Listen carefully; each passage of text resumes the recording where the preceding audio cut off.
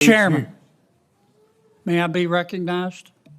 It's very unusual, but you could, I wouldn't want to tell you no. Mr. Chairman, the entire United States Senate would like to congratulate you on your birthday, Well, thank you. which is today. Thank you. Hey, forget about it. Forget about it.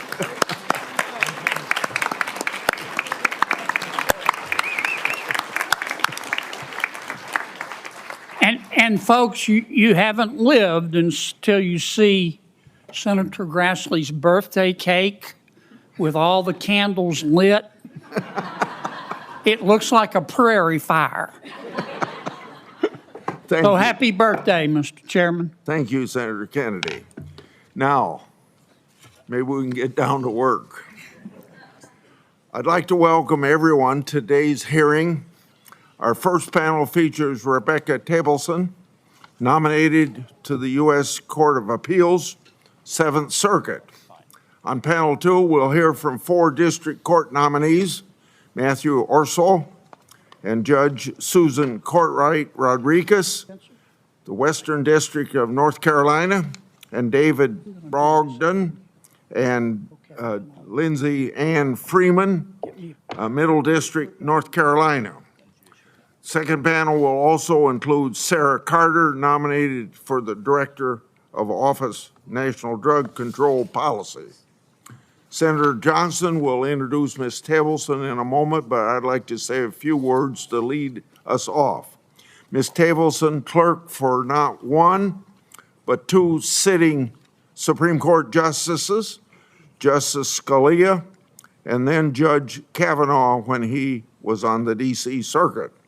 Ms. Tableson is no stranger to this committee. In 2018, she testified in defense of Justice Kavanaugh's nomination. Ms. Tableson's firsthand experience working with Judge Kavanaugh was an important counterpoint to the embarrassing partisan spectacle that some people on this committee orchestrated. I hope that my Democrat colleagues treat Ms. Tableson with the fairness and decorum that they denied her mentor. Indeed, Ms. Tableson is extremely well qualified to serve as circuit judge. Her 15-year experience has spanned private practice and public service. She's been a federal prosecutor and the appellate chief in the East District of Wisconsin for nearly a decade. Ms. Tableson has prosecuted some of the most violent criminals and serious drug trafficking cartels. She's also a member of the Attorney General's Review Committee on Capital Cases. During the first Trump administration, she worked on detail as an assistant to the Solicitor General. In that capacity, Ms. Tableson drafted numerous briefs before the Supreme Court. She participated in oral arguments before that court not once, but twice. Our district judge nominees in North Carolina are also highly qualified. Their experiences represent a broad array of legal experience. Mr. Brogdon and Ms. Friedman are federal prosecutors who have helped uphold the rule of law. Mr. Orsol is an accomplished attorney in private practice, and the Judge Courtright Rodriguez is a well-respected magistrate judge on the same court in which she has been nominated. We'll hear more about their background from our colleagues from North Carolina, and I look forward to hearing from each of them today. Turning to Ms. Carter, she's been nominated to oversee national drug control policy. Addressing the scourge of drug abuse is an important issue for members on both sides of this aisle, and we've taken steps to address it in this Congress. I co-led the HALT Fentanyl Act, which was advanced through this committee in a bipartisan vote earlier this year, signed into law by President Trump this summer. I appreciate our committee's collaboration to get that bill across the finish line. Ms. Carter is well positioned to lead the fight to save American lives through common sense drug control policy. As an investigative journalist, Ms. Carter developed a deep understanding of drug crisis facing our country. Has observed firsthand the unlawful trafficking of controlled substances over the Canadian and Mexican borders, and her efforts highlighted the importance of border security to end the flow of drugs and illicit substances into the country. I look forward to hearing from Ms. Carter today as well. Before I turn over to Senator Durbin for his statement, I'd like to mention that we have a very long hearing today. We have 6 nominees, 2 panels, and multiple introducers. I'll ask everyone to keep their questions limited to the 5 minutes allotted to keep the hearing on schedule. Senator Durbin. Mr. Chairman, happy birthday. Thank you. At the outset, I want to thank you and the members on both sides of the aisle for defending this committee's longstanding bipartisan tradition of requiring blue slips from senators supporting district court nominees from their state. As chair of this committee, I honored that practice despite pressure to do away with blue slips from the Democratic side. As a result, many Senate Republicans were able to negotiate with the Biden White House to fill vacancies in their states. Other Republicans used the blue slips to hold open seats in their states, as Democrats have done too. I didn't particularly like that approach, but I respect their decision. As a result, several of the district court nominees before us today have been nominated to fill some of those vacancies in red states. Blue slips remain a critical part of this body's advice and consent responsibility, even when they frustrate the party in power. Let me say a word about the nominees today.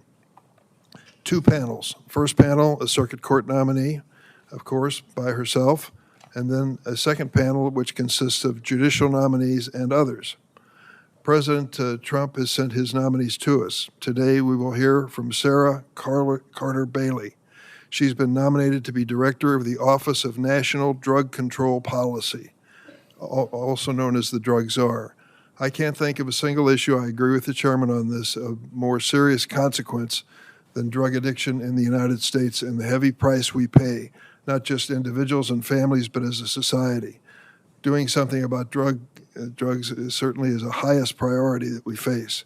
The Office of National Drug Control Policy is supposed to lead that effort, particularly because of the liaison with law enforcement, to make sure that the $300 million in federal grants that was available last year will be given to law enforcement effectively on a local state basis to reduce drug addiction.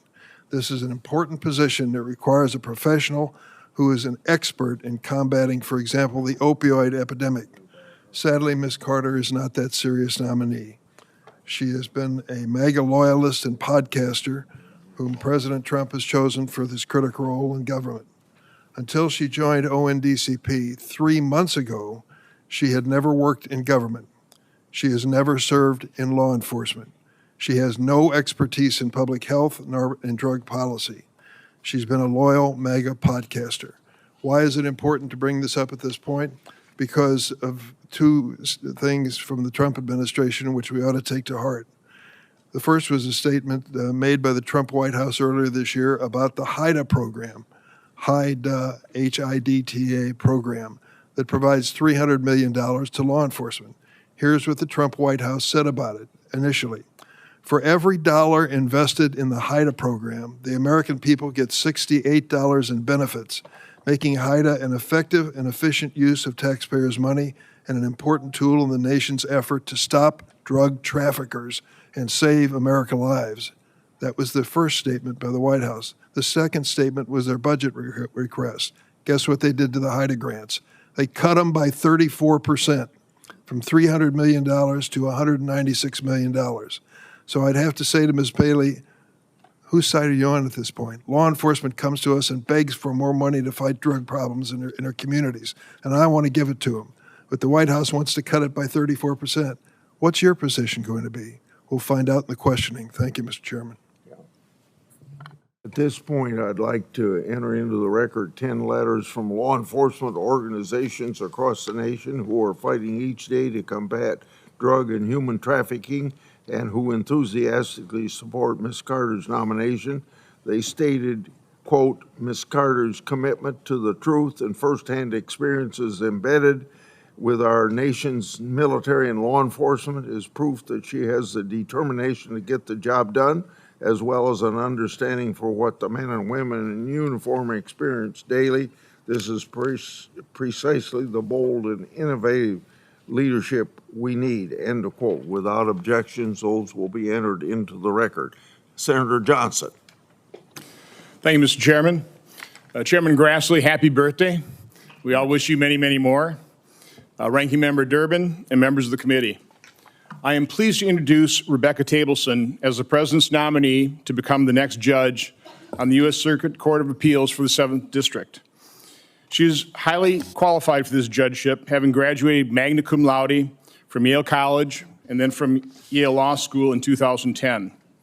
After graduation, she clerked for then Judge Brett Kavanaugh on the U.S. Circuit Court of Appeals for the D.C. Circuit and Justice Antonin Scalia on the U.S. Supreme Court.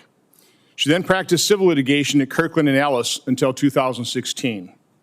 In 2016, she joined the U.S. Attorney's Office for the Eastern District of Wisconsin, where she continues to serve as an assistant U.S. attorney and appellate chief. During the first Trump administration, Rebecca also served, while on detail from the U.S. Attorney's Office, as an assistant to the Solicitor General. In the Solicitor General's office, she argued 2 cases before the Supreme Court on criminal issues and briefed dozens more. She also defended the President's First Amendment right to control his social media accounts, specifically his Twitter account. As an assistant U.S. attorney and appellate chief, Rebecca briefed and argued criminal and civil appeals and prosecuted a broad range of crimes including murder, human and drug trafficking, sexual child sex abuse, bank fraud and robbery, and embezzlement of public funds. When organizations were exploiting the COVID-19 pandemic to release prisoners, Rebecca fought successfully to keep them in prison. Praise for Rebecca's legal mind and commitment to the Constitution is numerous and glowing. But just as noteworthy as Rebecca's qualifications and accomplishments are, it is even more impressive that her top priority remains devotion to her family, her husband Benjamin and her 3 children, and to her faith. I am proud to have recommended the President nominate Rebecca Tableson to the 7th Circuit and to be introducing her to the committee as the nominee. I strongly encourage everyone to vote in favor of her confirmation. Thank you. Thank you, Senator Johnson. Now, Senator Budd. Thank you, Chairman Grassley. Happy birthday. Ranking Member Durbin, thank you as well. And thank you to Senator Tillis for his partnership on these judicial nominations before the committee today. It's my honor to introduce David Bragdon, Lindsey Freeman, who have been nominated by President Trump to serve on the U.S. District Court for the Middle District of North Carolina. And Matthew Orso and Susan Rodriguez have been nominated to serve on the U.S. District Court for the Western District of North Carolina. I'm grateful to President Trump for nominating these exceptionally qualified individuals to serve as U.S. District Judges for the great state of North Carolina. I have full confidence in each of these nominees and trust that they will faithfully apply the words of our Constitution and the letter of the law without resorting to the wrongful practice of judicial activism. I'm equally confident they will make the decisions in an impartial manner, exercising deep judicial humility and treating everyone in the courtroom equally with respect. I'd like to now take a moment to briefly introduce these nominees to the committee and present their qualifications to assume the bench. David Bragdon currently serves as the Chief of the Appellate Division of the U.S. Attorney's Office for the Eastern District of North Carolina and previously served as a Assistant U.S. Attorney in this office. Mr. Bragdon also served as the Resident Legal Advisor for the Philippines and the U.S. Department of Justice, where he helped to strengthen law enforcement tools. Notably, Mr. Bragdon was also a law clerk to Justice Clarence Thomas on the Supreme Court and to Circuit Judge Stephen Williams on the U.S. Court of Appeals for the Columbia Circuit. Mr. Bragdon graduated from the University of Virginia School of Law, summa cum laude, from Campbell University, where he served as a student body president. Lindsey Freeman currently serves as the Assistant U.S. Attorney in the U.S. Attorney's Office for the Middle District of North Carolina. She's previously served in senior roles at the Department of Justice including as Chief of Staff in the Office of the Associate Attorney General and the Office of Legal Policy. Ms. Freeman was also of counsel at the law firm of Elveni and Myers LLP in Los Angeles and Washington, D.C. She began her legal career as a law clerk to Judge John M. Rogers on the U.S. Court of Appeals for the Sixth Circuit. Ms. Freeman graduated magna cum laude, Order of the Coif, from the University of Pennsylvania, Carey Law School, magna cum laude from Harvard University. Matthew Orso currently serves as partner of the law firm Troutman Pepper Locke in Charlotte and was previously a partner at McGuire Woods in Charlotte. Mr. Orso began his law career as the clerk for Judge Robert J. Conrad, Jr. of the U.S. District Court of Western North Carolina. Mr. Orso graduated magna cum laude from St. Louis University School of Law, where he served as editor-in-chief of the Law Review, and from the University of Dayton, where he was captain of the rugby team. Last but certainly not least, Susan Rodriguez serves as a U.S. Magistrate Judge in the Western District of North Carolina. Judge Rodriguez was also previously a law partner at McGuire Woods in Charlotte. She served in policy roles at the White House Counsel Office and the U.S. Department of Homeland Security. She began her legal career as law clerk to District Judge Frank Whitney of the U.S. District Court for the Western District of North Carolina. Judge Rodriguez graduated from George Mason University, Antonin Scalia Law School, and graduated magna cum laude from Centre College. Mr. Chairman, I have personally met with each of these nominees before the Senate Judiciary Committee today. I've heard directly from them about their passion for the rule of law and our Constitution. They are highly qualified to serve the people of North Carolina and our great nation with distinction and with honor. After hearing their testimony and responses to questions today, I'm sure that the committee will agree that they are well qualified and prepared for the responsibility of serving North Carolina. I hope my colleagues on both sides of the aisle will find the same level of confidence in these four nominees before the federal bench that I have, especially on this Constitution Day, as we reaffirm our duty to uphold the principles of justice enshrined as the supreme law of the land. Thank you. Thank you, Senator Budd. You folks are excused if you want to go. Senator Tillis. Thank you, Mr. Chairman, and congratulations on the 42nd anniversary of your 50th birthday. I also want to thank my colleague, Ted Budd, for being here. He's a great partner in the state of North Carolina. He makes us all proud.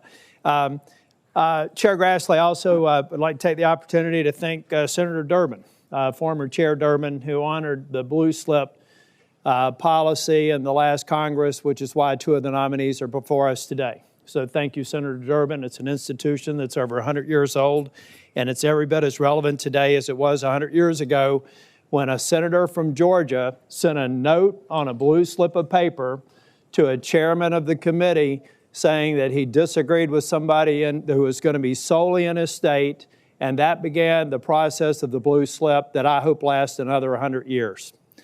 Now, I want to congratulate the nominees and their families and lots of kids here in the audience. Senator Kennedy is a very kind man and brought stationery to some of you, but there's more kids than we had stationery, so we'll make sure we get you some more before you leave today. But I want to welcome Matt Orso, Susan Rodriguez, David Bragdon, and Lindsey Freeman. All four of these nominees are eminently qualified and will make the state and our country proud. I want to thank Senator Budd again today for his great introductions. I may duplicate, but will add some to what I think are the best credentials you could possibly imagine for a district court judge. There are currently only 10 active federal judges in North Carolina, not counting those on senior status, so filling these four vacancies is very important for our state. Senator Budd and I set out to find the best possible judges to fill these spots, and I could not be more pleased with the nominees that we have before us today. I'd also like to thank President Trump and the White House Counsel's Office for their work with us on these nominations. Turning now to our outstanding nominees. Matthew Orso is a graduate of the University of Dayton and St. Louis School of Law. Following law school, he clerked for Judge Robert Conrad in the Western District of North Carolina. Mr. Orso is nominated to fill that seat today. I believe Judge Conrad is in attendance today, and I'd like to welcome him and thank him for his service. Following his clerkship, Mr. Orso went to private practice and is currently a partner at Troutman Pepper Locke. He has earned a reputation as one of the best lawyers in North Carolina and will make an excellent addition to the bench. In addition to Judge Conrad, Mr. Orso is joined by his wife and 5 children. That's why I think you had a problem with the tablets. And I'd like to welcome them all. Susan Rodriguez is a graduate from Centre College and the Antonin Scalia School of Law at George Mason. Between law school and college, she served in the Bush administration at the White House counsel's office. Following law school, she clerked for Judge Frank Whitney, whose seat she is nominated to fill today. Judge Whitney is also here today as well, and I'd like to welcome him and recognize him for his distinguished service. Judge Rodriguez was in private practice until she was appointed as a magistrate judge in the Western District of North Carolina, where she currently serves with distinction. In addition to Judge Whitney, Judge Rodriguez is joined by her husband and children and parents today. Welcome to all of you. David Bragdon is a graduate of Campbell University and the University of the Virginia School of Law. Following law school, he clerked on the D.C. Circuit for a Court of Appeals and then for Justice Clarence Thomas on the United States Supreme Court. He has been with the U.S. Attorney's Office since 2007, serving as appellate chief since 2021. From 2017 to 2020, Mr. Bragdon served as the Department of Justice Residential Legal Advisor to the Philippines. He has also served as an adjunct faculty member at Campbell University School of Law. Mr. Bragdon is joined today by his wife, 2 sons, and his in-laws. I welcome them. Finally, Lindsay Freeman is a graduate of Harvard University and the University of Pennsylvania School of Law. Following law school, she clerked for the Sixth Circuit Court of Appeals before joining private practice. During the first Trump administration, Ms. Freeman served as the Department of Justice, including time as Chief of Staff and Senior Counsel. She currently serves as an Assistant U.S. Attorney in the Middle District for North Carolina. Ms. Freeman is joined by her husband, and I'd like to welcome them. It's an honor to introduce these 4 nominees with impeccable credentials, and I look forward to their testimony and their appointment to the bench. Thank you, Mr. Chair. Yeah. Senator Cruz was going to introduce Sarah Carter, but he's tied up in another committee meeting. So I'd like to read his statement introducing Sarah Carter. So I'm reading from what Senator Cruz would have said. It is my privilege to introduce my dear friend Sarah Carter as President Trump's nominee to serve as Director of Office of National Drug Control Policy. The position is the so-called drug czar of the United States, charged with assessing and countering an ongoing crisis in which murderous substances peddled by murderous cartels have flooded our streets and our country. It is a responsibility she is eminently qualified to fulfill. After graduating from California State Polytechnic University with a BA in journalism and communications, Sarah began her distinguished career as a journalist. She currently serves as Fox News contributor, as well as senior investigative reporter and president of Dark Wire Incorporated, positions that she has held since 2017. Her career spans more than 2 decades of journalism, including Circa.com, The Blaze, Washington Examiner, the Washington Times, and the Los Angeles News Groups. Sarah is one of the most tenacious investigative journalists tracking and reporting on issues at the core of the national security and law enforcement. She has traveled, monitored, and reported on everything from Afghanistan to the U.S. southern border. She exposed the deadly impact of fentanyl and opioids, uncovered terrorist and cartel operations and shed light on the devastating reality of human trafficking. She has brought to the nation's attention the overlapping crisis of illicit drugs, cartels, and human trafficking. Her focus on the fentanyl crisis and border security revealed secret tunnel systems, narcotics trafficking routes, and even the involvement of the Mexican federal officials in the drug trade. I have been to the U.S.-Mexico border with Sarah several times. She accompanied me and other senators on multiple delegations. Sarah and her team were on the front lines, conveying footage of the humanitarian and drug crisis. In 2019, Sarah received the Haida Award for her nonprofit documentary, Not in Vain, which examined the fentanyl crisis, cartel activity, and national security threats. In 2023, she was honored by CPAC for her reporting on human trafficking in the Western Hemisphere. As President Trump said when he nominated Ms. Carter, Sarah will, quote, lead the charge to protect our nation and save our children from the scourge of drugs, end of quote. I strongly encourage my colleagues to support her nomination. Thank you. The end of Senator Cruz's statement in support of Sarah Carter. Now I'd like to have Ms. Tableson come to the table, and I'd like to have you stand before you start out, because I'd like to issue this oath. Do you swear that the testimony you're about to give before this committee will be the truth, the whole truth, and nothing but the truth, so help you God? Thank you.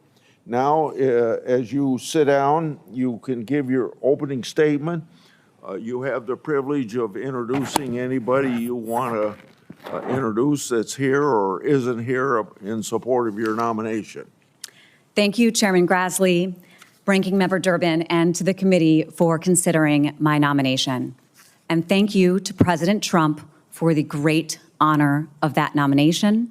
I'm also grateful to Senator Johnson for his generous introduction. I'll introduce some family who are here. My wonderful husband and 3 children from Wisconsin. I just have to say, go Brewers for my son. Even today, especially today, the most important job I ever expect to have is being their mom. My parents, Michael and Cynthia, are here from Pickens County, South Carolina, a place very familiar to Senator Graham. I lack the time or the eloquence to properly thank them today. Both are lawyers. My father, a law professor. The apple did not fall far from the tree. We moved here from Canada when I was 4. We were not fleeing persecution or poverty. My parents simply wanted to raise their children in the greatest country that has ever existed, this one, and I am profoundly grateful. My brother Josh, a veteran, has come here all the way from Hawaii, a state he fell in love with when he was stationed there as a Marine. My 3-month-old nephew and his mom are watching from Maui. I also have my husband's wonderful family here and great friends and colleagues. Thank you for coming.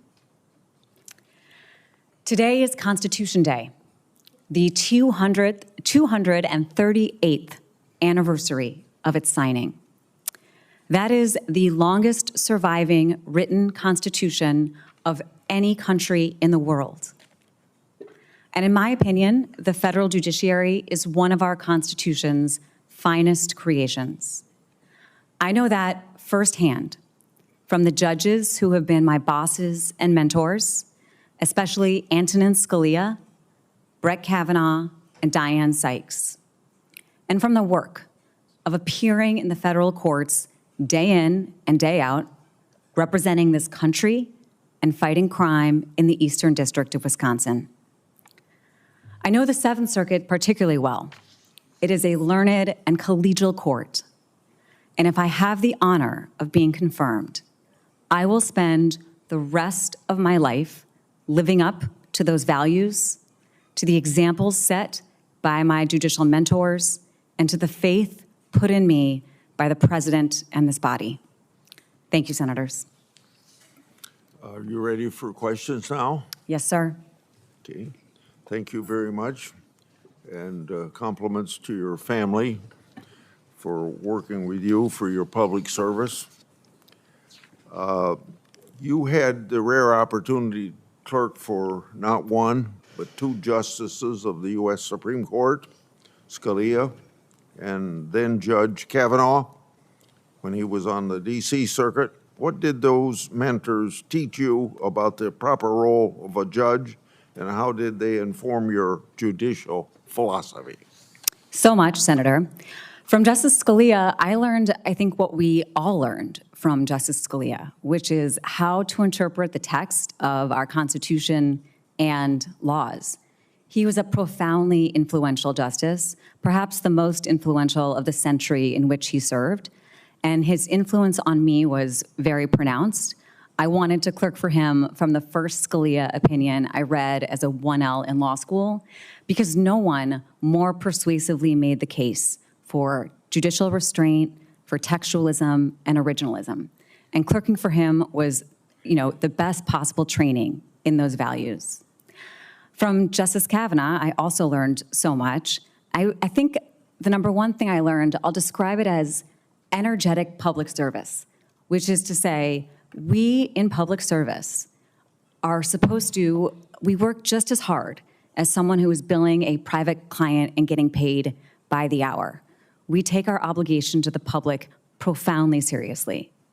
And that means employing a very careful process to decide each case, no matter how long it takes, reading each brief carefully, deeply researching the law, and then writing in a manner that is so careful because your opinions need to withstand the tests of time and future testing in litigation.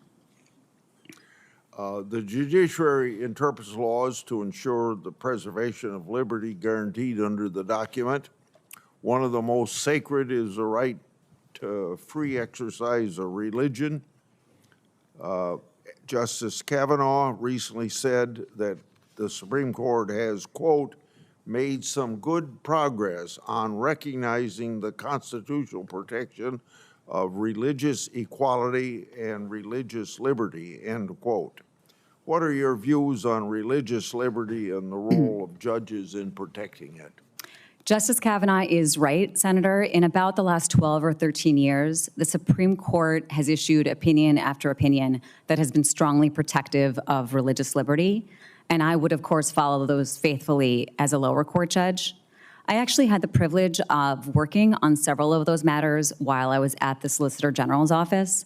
I worked on and helped draft the brief in a case involving Thomas More Law Center against Becerra, challenging a California law, and there the Supreme Court agreed with our religious protective views.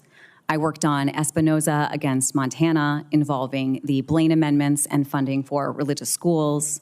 I worked on Fulton versus City of Philadelphia, involving Catholic social services work to place foster children. And in both of those cases as well, the Supreme Court, holdings protected religious liberty, which was consistent with the arguments that we made. In addition, Senator, I am a proud and practicing Jew, raising 3 Jewish children. And I think as a Jewish American, you would have to be completely historically illiterate to be anything but profoundly grateful for this country's tradition of religious liberty. And that tradition protects not just the religious among us, but also secular values. I mean, if you think back to the sort of canonical phrasing in West Virginia against Barnett, the case involving the Pledge of Allegiance, saying something like, if there's any fixed star in our constitutional constellation, it's that no official can tell citizens what is orthodox in the areas of religion, politics, or morals. And so that's, I think, an example of how The Supreme Court's protection of our religious freedoms really inures to the benefit of all Americans. You appeared before this committee several years ago in defense of Judge Kavanaugh's nomination. His hearing was tainted with unfair political attacks on his character, but your testimony as a woman who worked closely with him provided critical insight into Justice's competency and temperament. How did Justice Kavanaugh's commitment throughout the confirmation hearing and his jurisprudence influence you?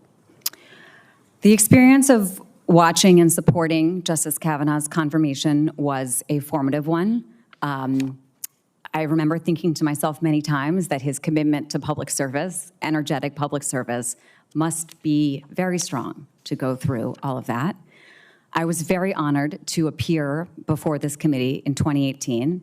I actually had with me the littlest one there. She was a newborn. And so she came and she sat right outside the door there with a babysitter while I testified.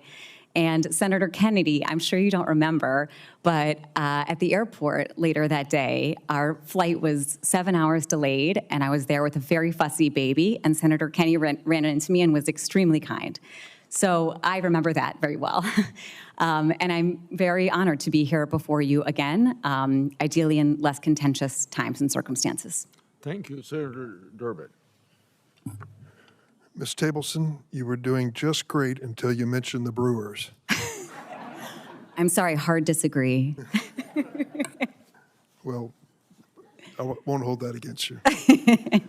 Let me tell you, I'm wrapping up my Senate career with one more year. It's been my great honor to serve on this committee virtually the whole time I've been in the Senate. There have been some glorious, great moments and some not so glorious.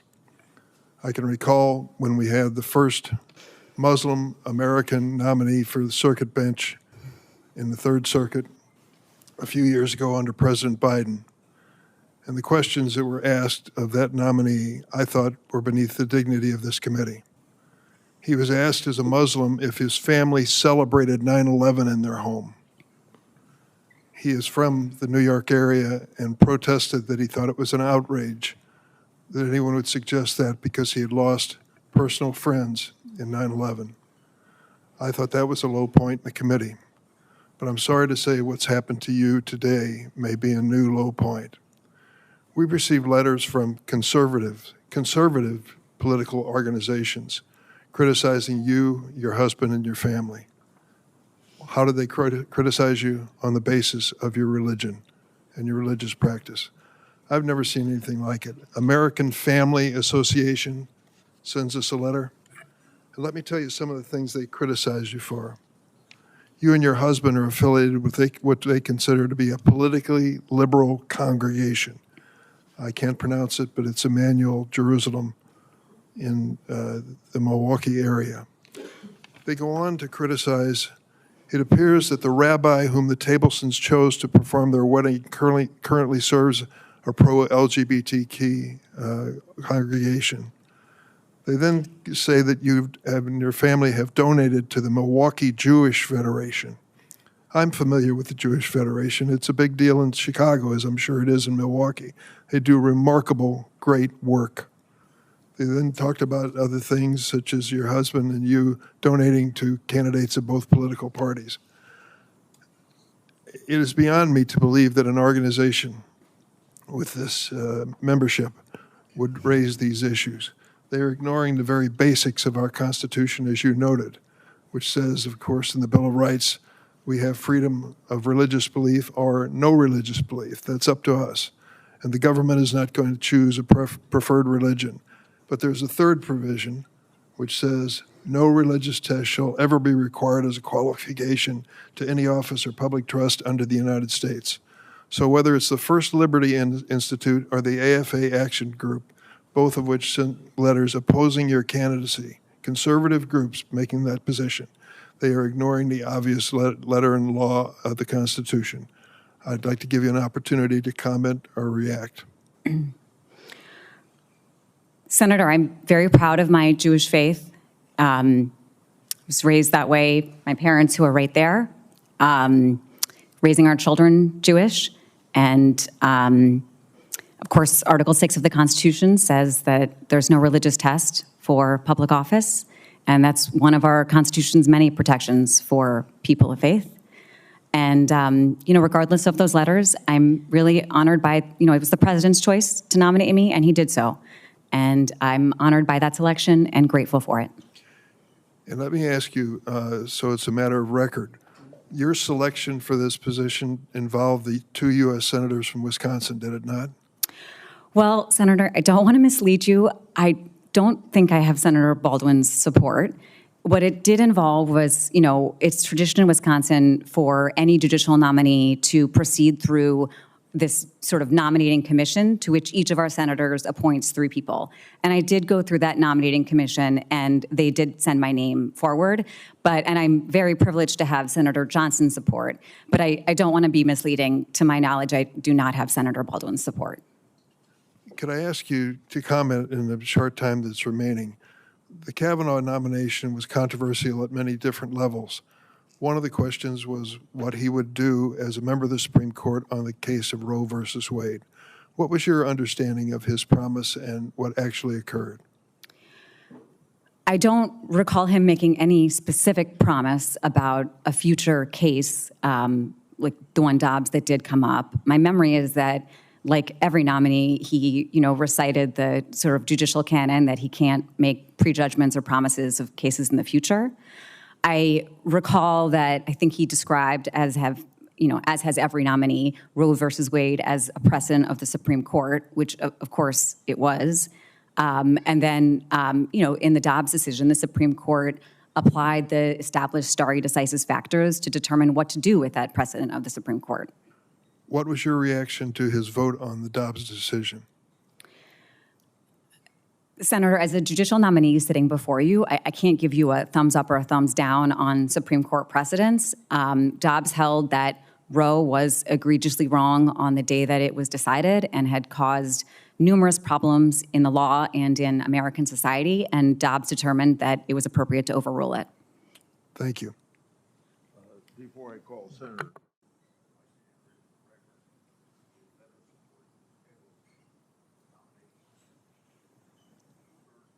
For DOJ employees, they describe Ms. Tableson as, quote, an extraordinary lawyer, public servant, and colleague, end of quote, and they praise, quote, her top-notch legal mind, her unwavering commitment to the rule of law, and her deep and abiding love of this country during her nearly decade-long service within the department. Without objection, that will be included.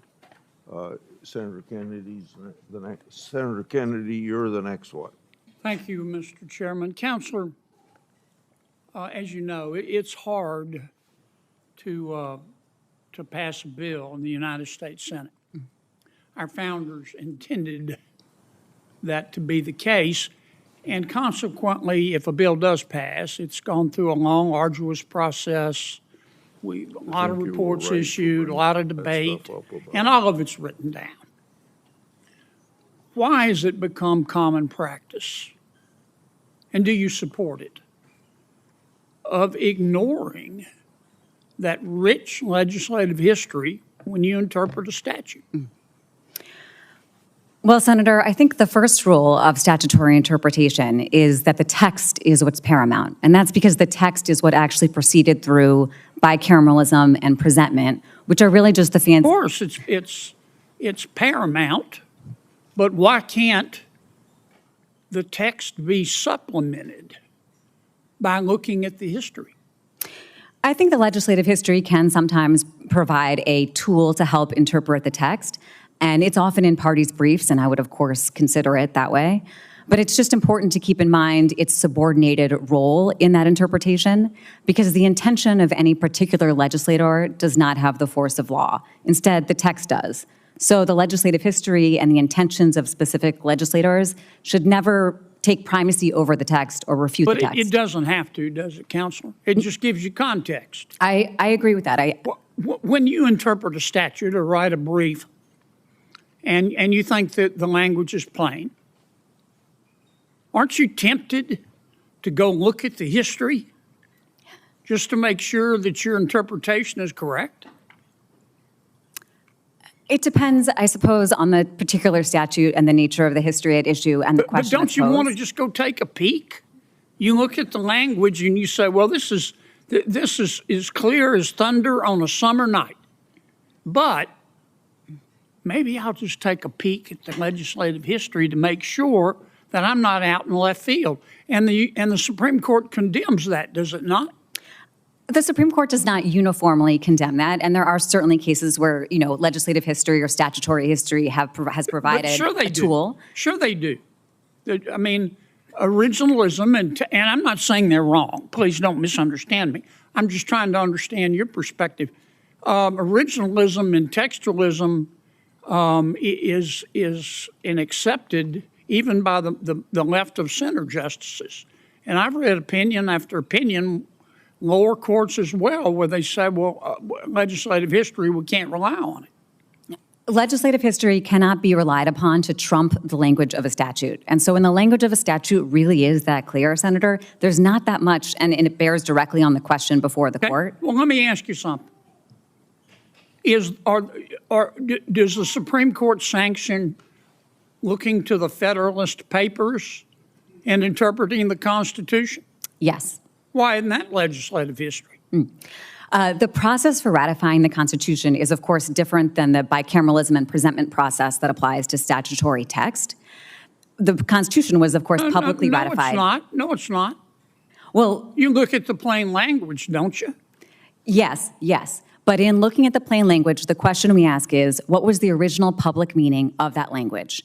And in the case of the Constitution, the original public meaning is elucidated by the debates surrounding its ratification. And those debates are really captured in the Federalist Papers, the Anti-Federalist Papers, the ratification debates, the notes from the Constitutional Convention, documents like that. So those documents can bear directly on the constitutional text in a way that is more legitimate necessarily than the statement of an individual legislator would be vis-a-vis a statute.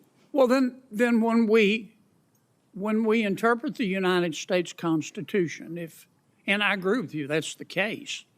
I'm just asking you, whether you think it ought to be the case. Then when we interpret the United States Constitution, why do we let lawyers do it? Why don't we just hire history professors? The history that judges are looking to in interpreting the Constitution and other statutes is primarily legal history. It's not something like, a biography of George Washington. It's instead things like statutes or, debates about statutes, the Federalist Papers. And certainly, I think law schools could do a better job and should do a better job, teaching students how to read that legal history. But it is fundamentally legal history. And then the task the judges have in reading that legal history is to draw analogies between that legal history and our modern times. And that analogical reasoning is, I think, a fundamentally lawyerly task the judges are particularly skilled at. Thank you, Mr. Chairman.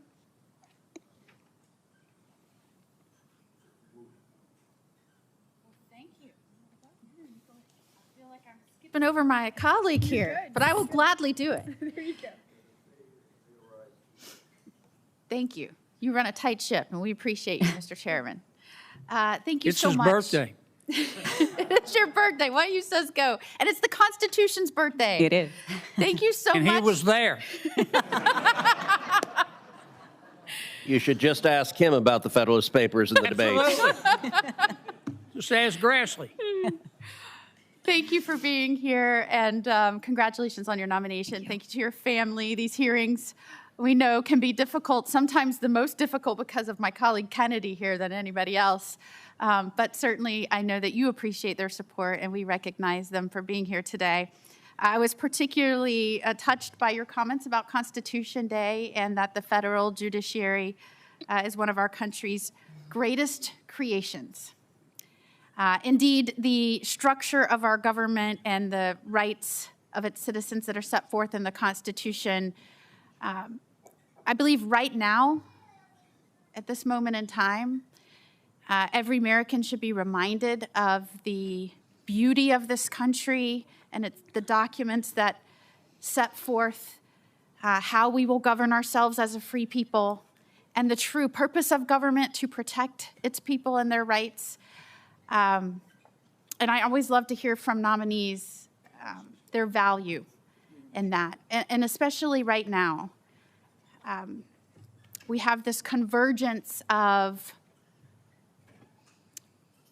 disorder and crime around some of our states and cities in which politicians are undermining the rule of law based on encouraging people in office to just obliterate the separation of powers, meaning someone in the executive branch that is asked for the responsibility to enforce the law, saying, well, I don't agree with those laws and therefore I will not do that.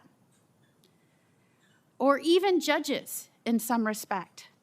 And I say this with great sadness because I believe an independent judiciary is a cornerstone of securing the rights of a people and ensuring that grievances and conflicts have a place that people can take them and independent arbiters. But I watch as district court judges around this country not only rule based on what they believe the law should be, but go on to write lengthy written opinions that personally attack a governor or someone in office. And I don't say that that makes me angry or sad just because it may be a Republican, but because of what it does to the integrity of the institution of the federal judiciary, the undermining of the public's perception of its trustworthiness and independence. And I believe when you shake that too much, you shake the foundation of this nation. And so on Constitution Day, I think it's important that we come back together and get back to basics on the true role of a judge. And, you know, you're going to be asked to write written opinions.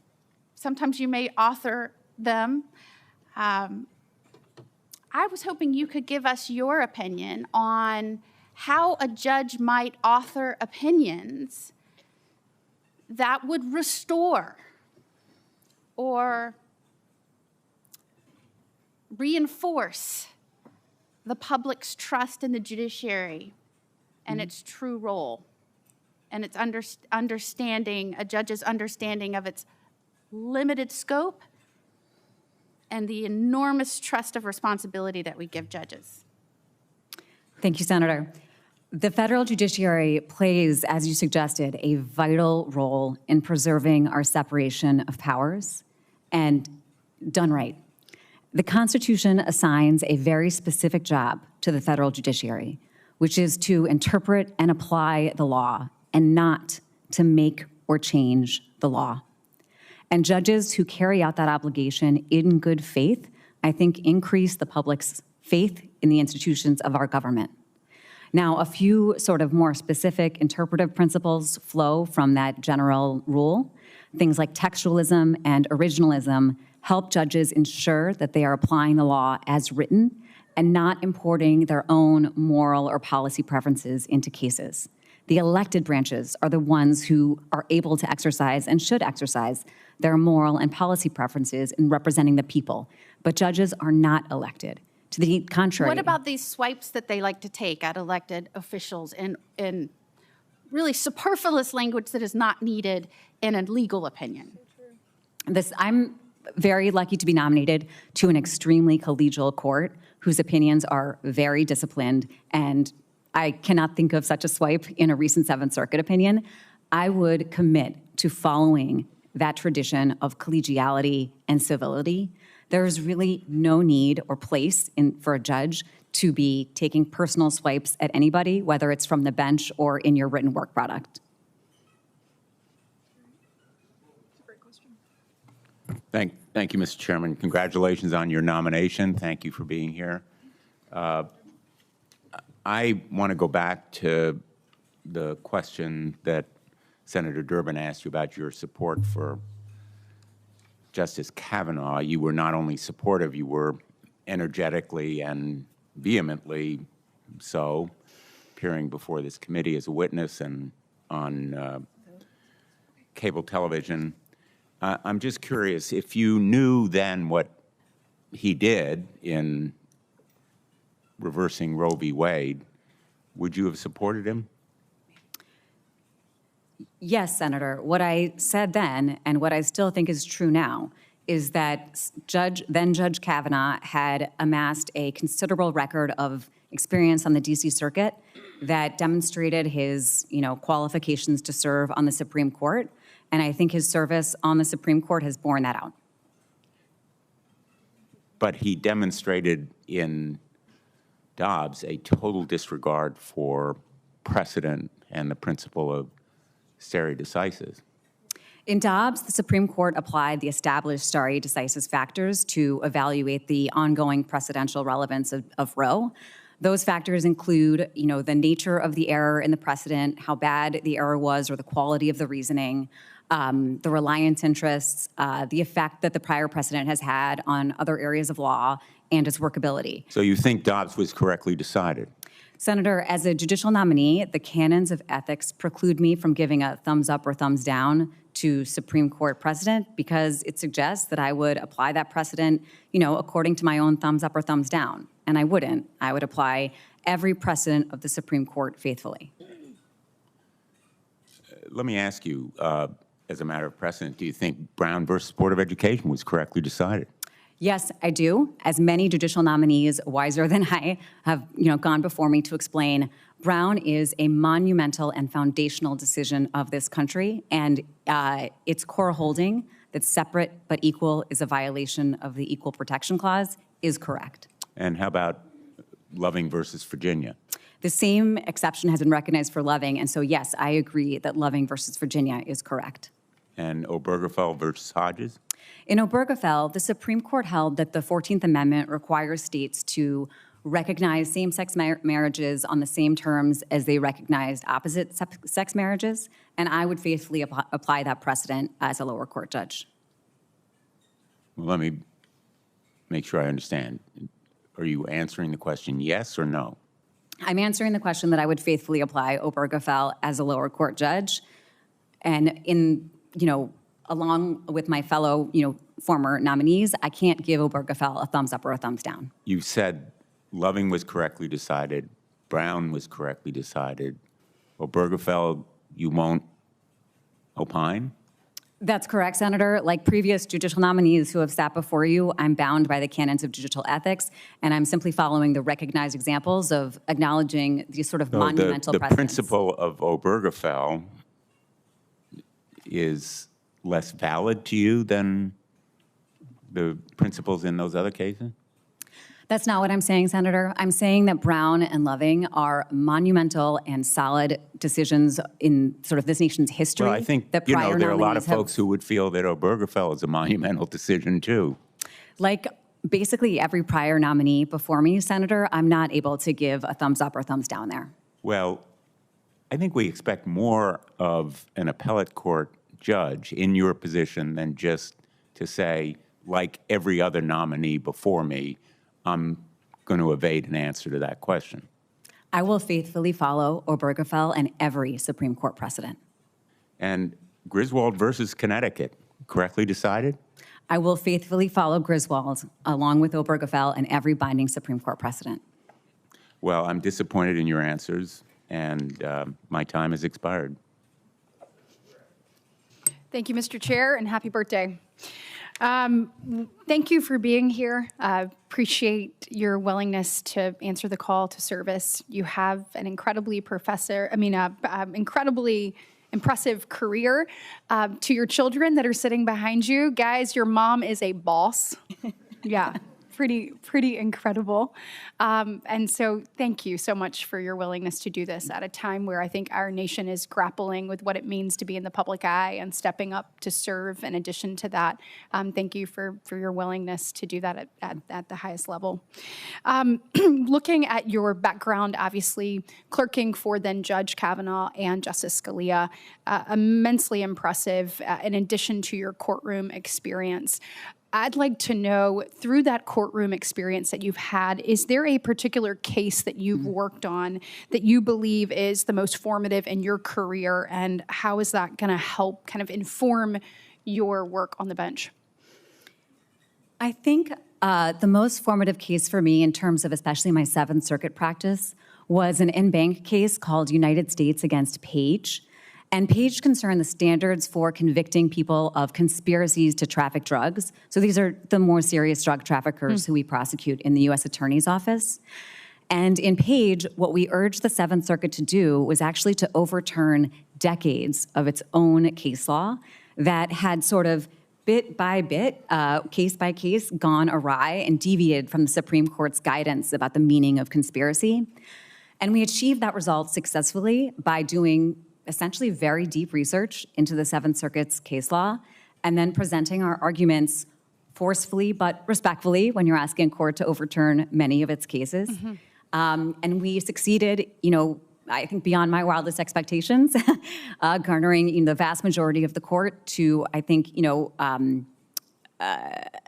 adjust its case law in the manner that we asked it to do so. When you're looking at the then Judge Kavanaugh or Justice Scalia and that experience that you had, is there any particular case or moment that where you were in discussion, dialogue with them, anything that you feel like will be formative to how you conduct yourself when you're on the bench? As a law clerk? Yes. As a law clerk, I think the most formative case that I helped with was the Affordable Care Act Obamacare case. Obviously, the rules of confidentiality and clerkships preclude me from saying too much about that work, but it was a huge case, and I was privileged to get to work for Justice Scalia on that. Excellent. Look, I know that you're a member of the Attorney General's Review Committee on Capital Cases, and you've litigated cases involving issues related to the death penalty. I know that the death penalty is far more common at the state level than the federal level, but as President Trump has now issued the executive order allowing the use of the death penalty when in criminal cases in federal, when authorized and appropriate under the law, can you explain how the use of capital punishment differs from federal court as opposed to the state court system, and discuss your role on the Attorney General's Review Committee and what all that entails? Yes. So each state, of course, has the authority to decide for its own self the penalties that are attached to its most serious crimes. So some of our states have the death penalty and some do not. And, in practice, as a result, there are far more executions in some states than in others. The federal government, by contrast, of course, has a uniform rule across the United States, and there are a reasonably small number of federal crimes that are eligible for the death penalty upon conviction. Within the Department of Justice, the decision of whether to seek the death penalty in a particular case is an extraordinarily weighty one that goes all the way up to leadership. And in its path up to leadership, there's something called the Review Committee for Capital Cases, which is a set of DOJ attorneys who review the cases that are eligible for the death penalty and make a recommendation that goes to department leadership about whether to seek or not. And so it's a careful process that's really case-specific and that, always keeps in mind the extreme weightiness of that work. I have, as you mentioned, led the appellate litigation team for 2 federal executions, and that is among the weightiest and most serious work I have ever done. And so I take that extremely seriously. Absolutely. Well, I just want to say thank you for your willingness. Are these your parents here? Yes. As well? You've got to be so proud. I mean, her command of the issues, her knowledge, and the way she conducts herself with class, integrity, is amazing. When you see somebody go toe-to-toe with our colleagues up here, it's amazing. And I also wanted to say thank you for your commitment to Senator Moody of conducting yourself with collegiality and civility and the way that you approach things on the bench. Thank you. Thanks very much, Chairman.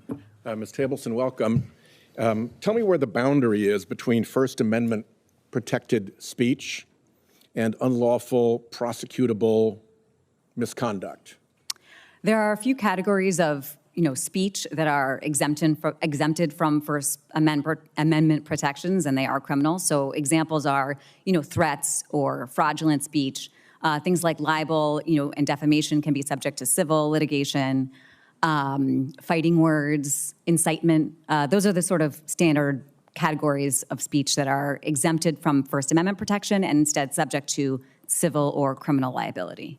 And that is pretty established set of boundaries, right?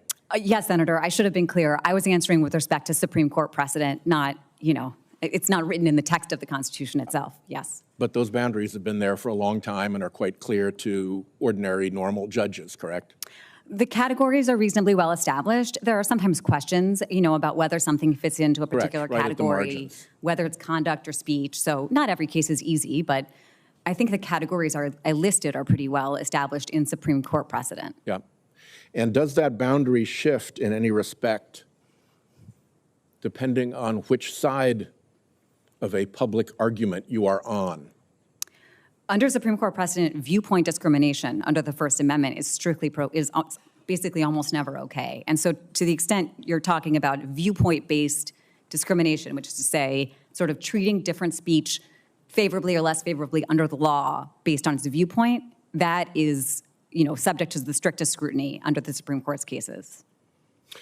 The reason I ask is that I think we're seeing an administration that wants to attack and perhaps even try to criminalize, at least burden with investigation and prosecution, protected speech that it just happens to disagree with, because the protected speech is to disagree with and challenge the administration.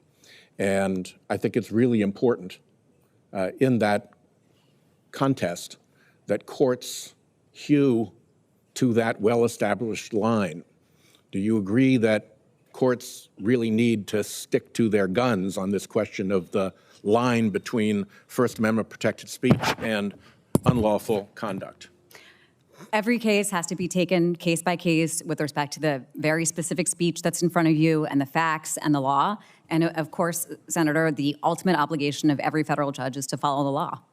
And there's no rule that gives the president a special privilege to move that boundary just because he's the senior executive official. The president has the authority to set our enforcement priorities, as every president has done, including in criminal prosecutions. And then within the scope of each criminal prosecution, the, law will be applied to the facts of that particular case. And in that process, yes, it's the law that governs. And the boundary remains the boundary. Yes, Senator. Yes. I wanted to just flag one additional thing. I mentioned this fairly often in these hearings, because court credibility often comes up as an issue, I think, in which we are all concerned. And I just want to take this opportunity to point out, with respect to court credibility, that if you look at the record of what is going on at the Supreme Court, and particularly you look at amicus practice in front of the Supreme Court, what I see regularly is a flotilla of anonymously funded, dark money funded right-wing groups that file packets of amicus briefs, 10, 12 at a time, in a really big case, as many as 50. And the court does not oblige them yet to disclose whether or not those amicus briefs are coordinated, scripted, commonly funded, multiple ways for the same actual voice to penetrate the Supreme Court case with seemingly independent, but actually like different piano keys on the same piano. And I think that's a failure of the court. And I also think that it becomes telling at some point when whoever's behind those briefs always wins. They don't always show up. They only show up when it matters to the interests who are behind those front groups. But my experience is, and we're trying to put some hard numbers to this, my experience is that when those right-wing dark money groups show up, they always win. And I think that does not help the credibility of the court. And I thank the chairman for allowing me to go 8 seconds over.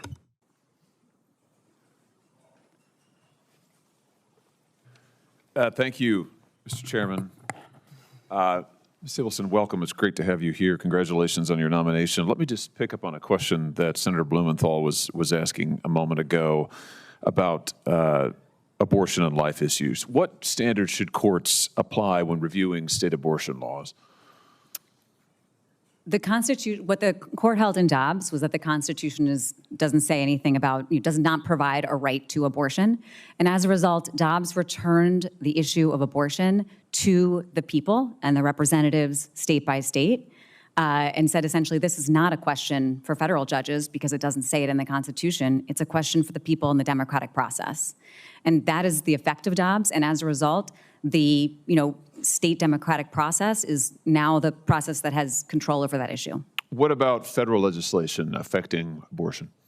Federal legislation affecting abortion would be subject to the same, scrutiny as other federal legislation. It has to fall within Congress's enumerated powers, first and foremost. What's the precedent or lines of precedent that would govern any review of federal legislation related to abortion? Well, I mean, a few lines of precedent might potentially be relevant.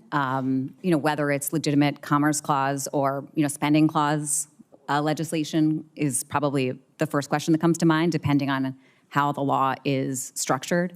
And if not, whether there is some other, affirmative hook in the Constitution that provides Congress with the power to pass that law. So you recognize Dobbs then as the controlling precedent when it comes to life questions. Is that what I'm hearing you to say? From the Supreme Court, yes, Yeah, Senator. and the Seventh Circuit or anywhere else for that matter, correct? Absolutely. I mean, if there's any contrary Seventh Circuit precedent, Dobbs would supersede that. Absolutely. And I'm sorry, go ahead. No, absolutely. And I would faithfully follow Dobbs. Good. And you regard it as controlling precedent and as settled law? Yes. Let me ask you this. How should courts weigh the rights of medical providers who object on conscience grounds to participating in abortions? The Supreme Court's decision in Hobby Lobby reflected the fact that employers have important religious rights to, resist the government's requirements that they provide certain forms of health care to which they object. What about doctors? I'm sorry, Senator. What about doctors? Yeah, medical providers. I mean, doctors who object to participating in abortion-related procedures. Well, how should a court weigh those claims? I think I should be somewhat circumspect because there is, litigation pending around the country, and so the canons of ethics preclude me from prejudging these questions too much. But I think the basic method of analysis would follow the Supreme Court's approach in Hobby Lobby, but extending it to that context. What about pro-life sidewalk counseling outside of clinics? Is that core First Amendment speech? Sidewalks are recognized by the Supreme Court as core, public fora where the rights to free speech are at their zenith, or at their strongest. And there's no difference. It doesn't matter if it's an abortion clinic or something else, you're saying. I mean, regardless, the fact that the sidewalk is a traditional public forum should control the analysis, whatever the facts of the case may be. Yeah. Generally, Senator, under Supreme Court precedent, content or viewpoint-based discrimination in the context of a traditional public forum is viewed with extreme skepticism. Very good. Let me ask you about free exercise questions. Should the free exercise clause be given the same strength and weight of other fundamental rights like free speech? Absolutely. The free exercise clause, I believe, the very first clause in our Bill of Rights, for a reason. So it is. How should courts evaluate claims of religious liberty when they conflict with generally applicable laws? The Supreme Court has spoken to that recently in cases like 303 Creative, and some other, Espinoza, Fulton. And what the Supreme Court has established is that even generally applicable laws don't carry with them an exception to the First Amendment's free exercise clause. And so if the application of what looks like a generally applicable law, like let's say a funding restriction, has the effect of discriminating against people for their religious practice, then that can violate the First Amendment. Does the Trinity Lutheran case have any bearing here, do you think? Yes, thank you, Senator. The Trinity Lutheran case concerned, if memory serves, funding for those playground grounds. We've all seen them with kids that are made of, recycled tires. Correct. And there was a state program to fund playground grounds of recycled tires. And a church playground, applied for funding, and it was denied on the grounds that, we don't provide funding to church organizations. And so what the Supreme Court held in Trinity Lutheran was, no, you can't do that. If you have a general funding program, you can't discriminate against some of your recipients simply because of their religious faith. And how does that interact with the Smith case? The Smith case held that general laws of, I think, neutral applicability don't necessarily violate the free exercise clause. And Smith remains a precedent of the Supreme Court that I would follow. But in the last, 12-ish years, the Supreme Court has explained that Smith doesn't mean a state can effectively exempt a religious entity from a state benefit, which is what was happening in cases like Trinity Lutheran. Yeah, last question, Mr. Chairman. I think you're Mr. Chairman now, right? Yeah, very good. Just one further question on Smith. So in the Trinity Lutheran case and the Hosanna Tabor case, the Supreme Court said, well, Smith actually is about physical acts. It's not about other things. How do you understand that? I'm not asking you to grade the court. I'm not asking you to go beyond what the court said. I'm just trying to figure out how you're a student of the law. You've worked at that court. You've litigated at that court. I'm just trying to figure out how would you as a judge, you're going to have to read these intersecting lines of cases. What does that mean to you? How do you interpret that? That distinguishing of Smith, what do you think that means? How does that cash out? That's a tough question, Senator. I think the Supreme Court is, struggling with Smith in many of these religion cases. I think, the other thing that it said in City of Fulton against Philadelphia was that Smith didn't apply there because although there was a general policy, it was one that the city was granting exemptions to, sort of left and right. And so there are certainly exceptions to Smith that the court has recognized. But happily, there are enough of these cases that I think as a lower court judge, you can generally find one that's roughly similar to the facts before you. And that's particularly true in the last 12 or 13 years, where these cases have been uniformly protective of religious liberty. So my essential method would be one of analogy and, to see which of these Supreme Court cases is most on all fours with the case before me. Thank you very much. Thank you. I've enjoyed your answers and I think very, very cogent. Thank you very much. Thank you, Mr. Chairman. Ms. Tableson, let me first of all say nice job dancing with both Senator Hawley and Senator Kennedy. They can be challenging questioners, and you acquitted yourself ably. Thank you. For both of them. Thank you. By the way, Kennedy did show some mercy not quizzing you on obscure Latin maxims, so I'm disappointed, frankly, because that's one of the things I enjoy most about these hearings. Res ipsa. The thing speaks for itself. You began your career clerking for two Supreme Court justices, Brett Kavanaugh when he was on the D.C. Circuit, and then Justice Scalia. What did you learn about judging and approaching the law from both justices? From Justice Scalia, I learned to be fearless in your intellectual commitments. When you've thought about something deeply and have written about it, you've made a sort of intellectual commitment to an area of law, you follow that commitment wherever it goes.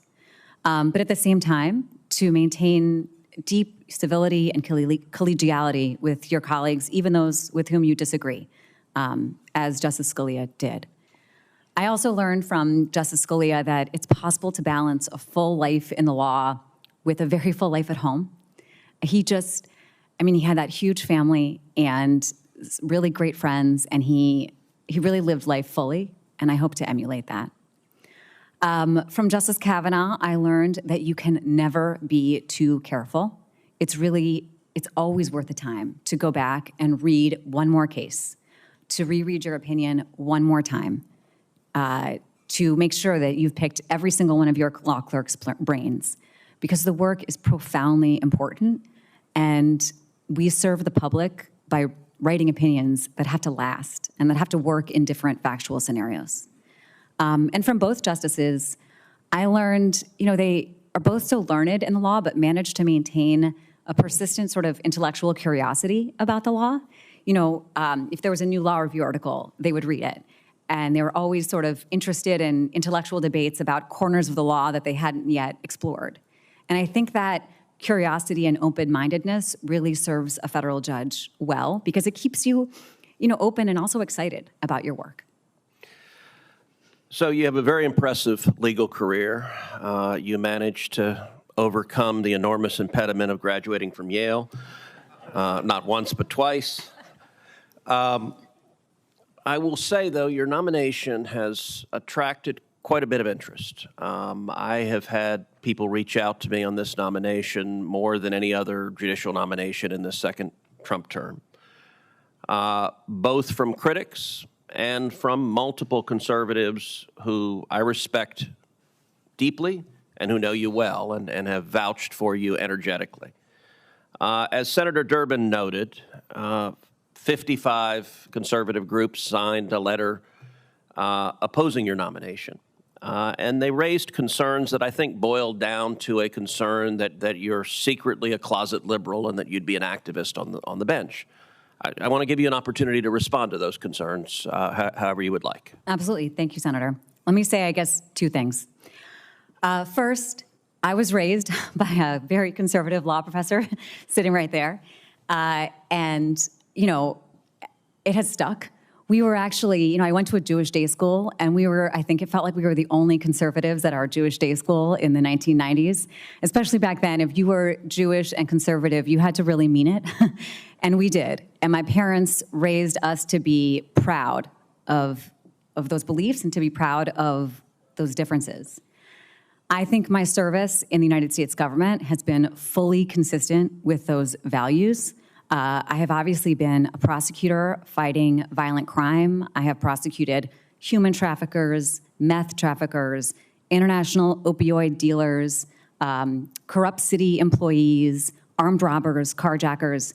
I think that work is consistent with my values.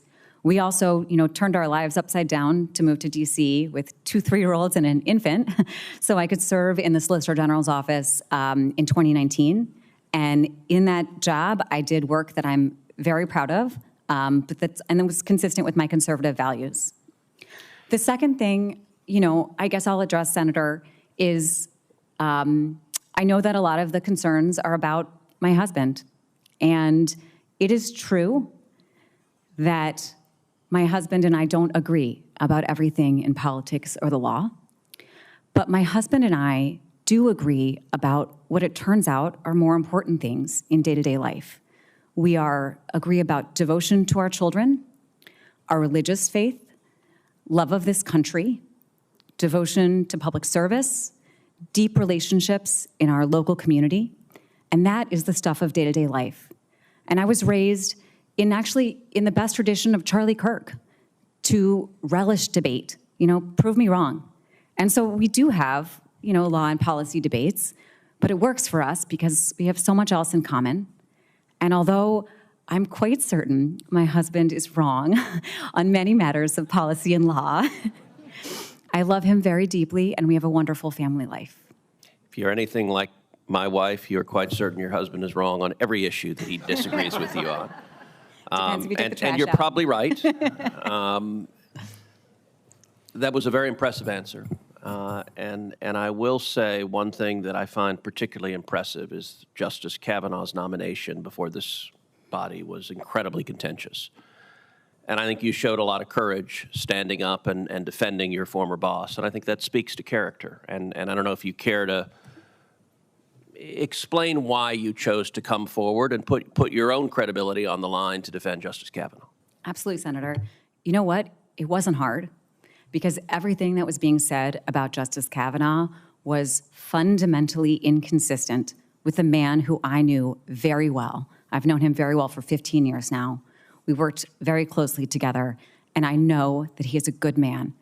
And those allegations were so fantastical to me that it was not hard to raise my hand and tell the truth about the man that I knew, and I would do that again 100 times out of 100. Thank you. Senator Schmidt. Thank you, Mr. Chairman. Thank you for being here. Congratulations on the nomination, and you're here on Constitution Day. Yes. I mean, quite an honor. I do want to ask you, in that vein, the preamble of the Constitution states that, you know, says we the people. The Second Amendment grants the right to keep and bear arms to the people. The 10th Amendment sets aside rights for the people. Section 2, Article 1 says the people choose their members of the House. Who are the people? Well, Senator, this is obviously a subject of much litigation right now, particularly under the Second Amendment, and so I need to proceed with a bit of caution given the judicial canons. But, you know, there are arguments out there that the meaning of the people was not necessarily exactly the same amendment by amendment and provision by provision, and that, you know, there might be some contextual analysis that needs to be done to divine the precise scope of each of those constitutional rights. Yeah, it's been interpreted differently for public education versus maybe the Second Amendment. How do you wrestle with that as relates to sort of the privilege and immunities clause that guarantees rights to citizens? How do you? And what I'm getting at is, are illegal aliens part of the people? Well, the privileges or immunities clause of the 14th Amendment, when you read it, it certainly sounds like it would do quite a lot. But since the Supreme Court's decision in the slaughterhouse cases, it has not had a ton of weight to pull in, constitutional litigation. And instead, the Supreme Court has, viewed the due process clause as the lens through which many substantive rights are incorporated against the states and applied to the people. In terms of, the protections that illegal aliens have under different provisions of the Constitution, again, it's an issue under active consideration in the courts, so the canons prevent me from getting into it too much. The general parameters of the analysis would be to, look at the text of the constitutional provision in question, look at the history of its application. So, for example, the history of the application of the Second Amendment might differ from the history of the application of the Fourth Amendment, and then understand the constitutional text in light of that history. Yeah, my guess is you might have some of these cases coming before you as they'll be litigated. In the time that I have remaining, I want to ask you about a couple of other things that you've done a very good job of addressing all the legal questions.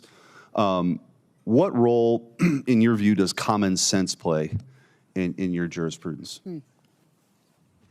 I'm from Wisconsin, and so I embrace common sense.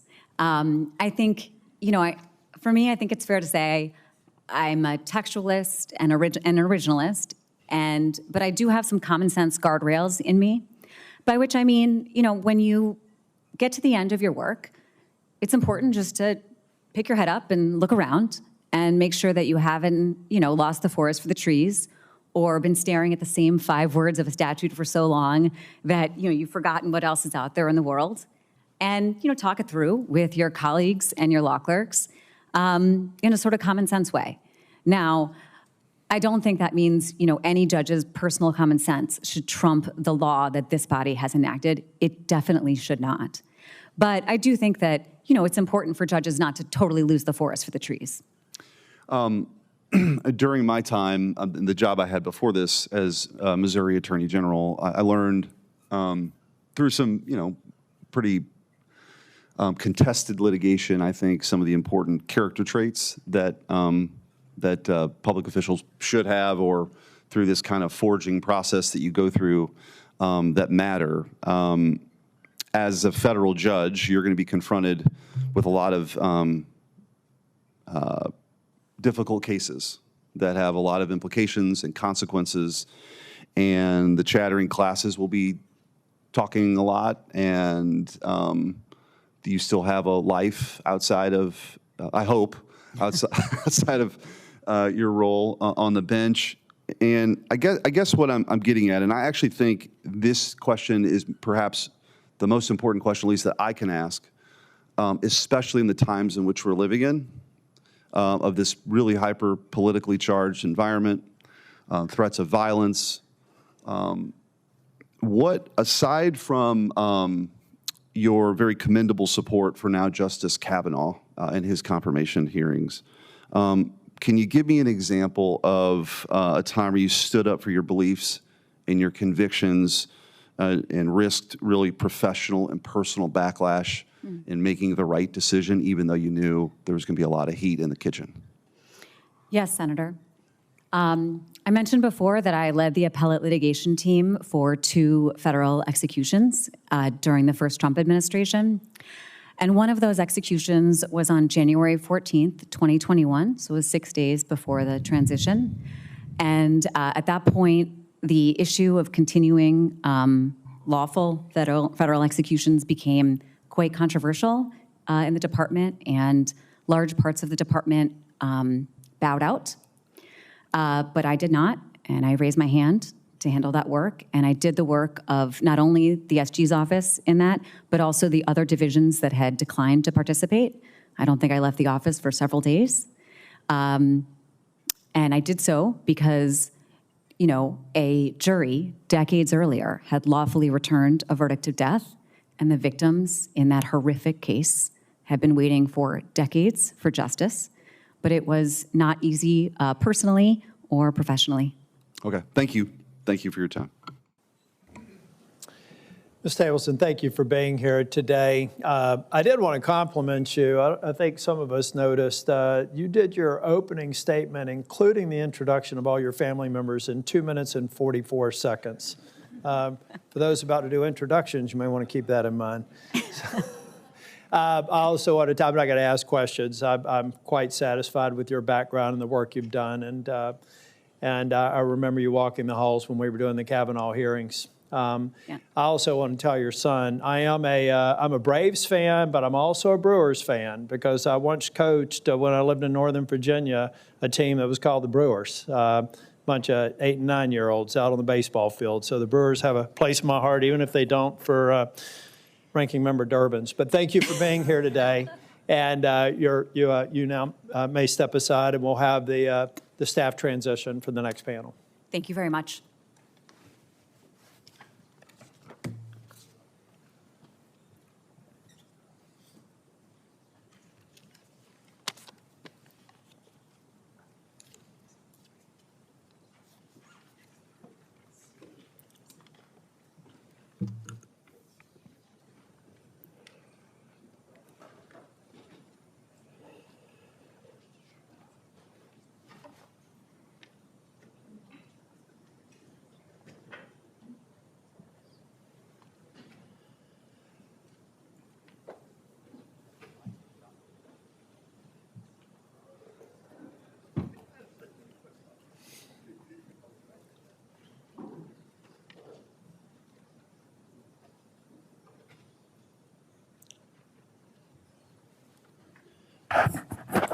I'd like to administer the oath. If you all please stand and raise your right hand. Do you swear that the testimony you are about to give before this committee will be the truth, the whole truth, and nothing but the truth, so help you God? Thank you. You may be seated. We will allow introductions at this point. It's our normal process. If you'd like to introduce some of your family members, I know we got a lot here. Please feel free to do so. Mr. Bragdon, we'll start with you. Make sure your mic's on. Red means go. Thank you, Senator Tillis. Thank you for your kind words. Thank you, Chairman Grassley and Ranking Member Durbin, for holding this hearing. Thank you for President Trump for the honor of nominating me and for the committee members for your work. Thank you again, Senator Tillis and Senator Budd, for your kind remarks and for your support of my nomination. I am very grateful to all the friends and family who have supported me and prayed for me through this process. In particular, I'd like to thank my wife, Ellen, for her steadfast faithfulness in 24 years of marriage, courage, and perseverance. Thank you to my sons, Evan and Ben, who are here today, and my son, Seth, who is studying abroad. I appreciate my family's willingness to serve God no matter what the circumstances. I have wonderful in-laws, Frank and Claudia Whitaker from Oak Ridge, North Carolina, who are here today and have always supported me. My mother and brother, Diana and Dan Bragdon, are watching online, and my father passed away in June, but I have always appreciated how he and my mom have raised me and my brother for his role in developing my character. I am grateful to Justice Thomas, to the chance to clerk with him and how influential that was in my life. I'm grateful to my friend Andrew McIndoe, who is here today, also in support of me. And thank you for all the friends and family who have just supported me and are too many to be named. Finally, I thank God for his grace and strength each day, and I look forward to the committee's questions. Thank you, Mr. Bragdon. Ms. Freeman. Thank you, Senator. Thank you, Chairman Grassley, Ranking Member Durbin, and distinguished members of the committee. It is an honor to appear before you. I would first like to thank President Trump for this nomination. I'm incredibly grateful and humbled by this opportunity. I would also like to thank you, Senator Tillis and Senator Budd, for your warm words and your support throughout this process. I first would like to thank God for his many blessings, most importantly, the people he has given me in my life. I have to, of course, recognize my husband, Jordan, who drove up from Greensboro last night after putting our 2 little ones to bed so that he could be here by my side. He is the most amazing man, and he is an incredible role model to our 2 sons who, at 3 and 2, are not here today, but in case they watch this later, I want to say Mommy loves you very much. I would also like to thank my parents, who have always shown me incredible support, and my sister, who is also my best friend. I'm fortunate to have several friends here today, and that means so much to me. And throughout my career, I've been fortunate to have many friends, mentors, and colleagues. Too many to name to any degree, but I will simply say that I am humbled by their kindness, support, grace, and guidance that they have shown me throughout my career, and I simply know that I would not be here without them. I would like to say a word about the judge that I clerk for, Judge John Rogers. His humble and faithful application of the law and the respect and kindness he showed everyone in the courtroom, inside and out, continues to inspire me to this day. Again, thank you to the committee, and I look forward to your questions. Thank you, Ms. Freeman. Mr. Orso. Thank you, Senator Tillis, Ranking Member Durbin, members of the committee. Thank you for having me here today and for your dedication to fulfilling this important constitutional role of advice and consent. I'm grateful to be here and consider it a privilege. First, I thank God, without whom none of this would be possible. To President Trump, thank you for your support in nominating me. To Senator Tillis and Senator Budd, thank you for your kind words today. Thank you for your support throughout this process and for supporting my nomination. I have a few very important people here today. First, my wife, Jenny, of 20 years. She's my best friend. She supported me in my career endeavors at every step of the way. She's a model of loving service and holiness to me and to our 6 children, and there's no way that I'd be here without her. Our oldest son couldn't be here. He's in college and should be in class and studying, but he may be watching. And the remaining 5 are all sitting here behind me. My children are the joy of my life, and they're each an immense blessing to me. My mother, Ann, is watching online. She's my biggest fan. I love her dearly. My brother, Joe, and his family, and my brother, Jim, are also probably watching. I'm dedicating this all to my father, whom we lost just a couple of years ago. I think he's probably here watching too, though.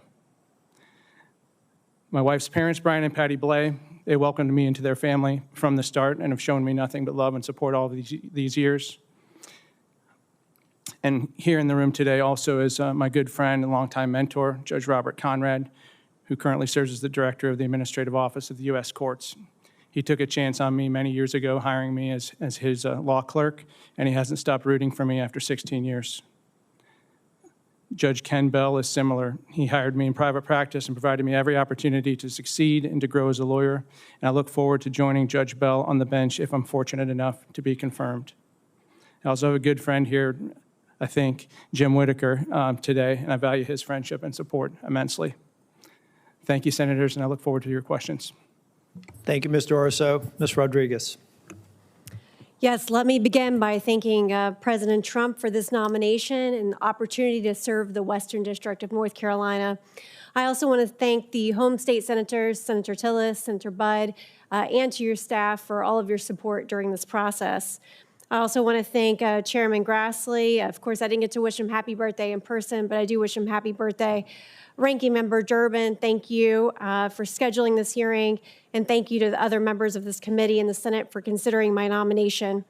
I want to introduce just a few people that are here with me today. My husband, Bert. He is a United States Naval Academy graduate, a talented runner, and of course, he honorably served our country. Next year will be 20 years of marriage, and we together have 4 incredible children. Since it is Constitution Day, I'm very pleased to report to you that at least some of them, through school and discussions, can recite the preamble. And I told their teachers, as an excuse for missing school today, that this will be a great lesson in learning a little bit about our government. I'm honored to have my parents, Vicki and Barkley Court, right here. They're from Kentucky. Some of you knew or may know that I grew up in rural Kentucky. Thanks to the encouragement of my parents, I was the first to go to college in my family. And what a tremendous example they've been for me. And that's where I learned a very strong work ethic. My brother Mark and his wife Carol Lee are here.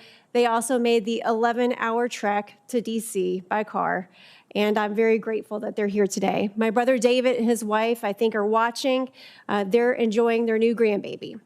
I also want to introduce my father-in-law, my mother-in-law, Bert and Lucy Rodriguez, my niece Avery and her parents, Christina and Ryan, as well as our cousins who came from Miami, Litzy and Manny del Canal. I also want to recognize a few of the judges that are here with us today. Judge Frank Whitney, who Senator Tillis, you mentioned earlier. I clerked for him, and what an incredible person he is. He's a wonderful judge, and I've just learned a lot from him. Judge Robert Conrad, who's already been introduced by my colleague, Mr. Orso, he once gave me a book that changed my life, and I'm very grateful for him. Judge Ken Bell is not able to be here today, but he's the one that had the trust and confidence in me as a young attorney to give me very significant matters upon which I built my career. There are many other judges watching from the Western District, and I know they're cheering us on today, and I'm very appreciative of all of them. I will also want to mention that U.S. Magistrate Judge Bob Numbers from the Eastern District of North Carolina is also here with us, and he's a good friend to not only me, but others on this panel. I also want to recognize U.S. Deputy Marshal Tommy Weeks and his family. And Senator Tillis, I know you're aware of this, but Deputy Marshal Weeks gave his life in the line of duty, and that was about 18 months ago. He's part of the court family, and I definitely want to recognize him and his family. I also want to recognize my law clerks who are not here today, but I know they're watching. David Gregg, Mary Grove, and my former clerk, Nicole Giffen. They are just incredible people with grit and show me perseverance each and every day. I thank them. I also want to thank the good Lord for being here and the talents he's given me. I hope to put them to good use. If confirmed, I will defend and support the Constitution of the United States and work hard to exercise my duties fairly and impartially. Now, there are many others that I could go on and on about, too many here, to recount today, but I do want to thank them. I know they're watching, and I look forward to answering the committee's questions. Thank you. Thank you, Ms. Rodriguez. Ms. Carter. Thank you so much, Senator Tillis. First, I want to say thank you to you, to Ranking Member Durbin, and distinguished members of the committee. Thank you for this opportunity. I want to begin by remembering my dear friend, Charlie Kirk, whose life left a lasting mark on many. Charlie was deeply committed to inspiring younger generations to engage with the world around them. His tragic loss is a solemn reminder that we must work together to unite to save American lives. I also want to acknowledge my husband, Marty, who is here with me today.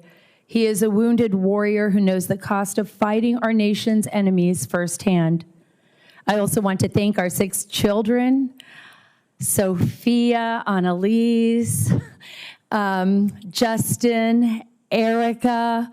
I have the whole group, Alexander behind me, and our 6 grandchildren who I love so much, Benjamin Matthew, Charlotte, Gracie, Sage, and baby Gabe.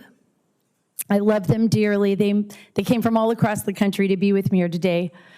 Their love and their sacrifice make it possible for me to answer this call to serve. I am also deeply grateful to the angel families here today.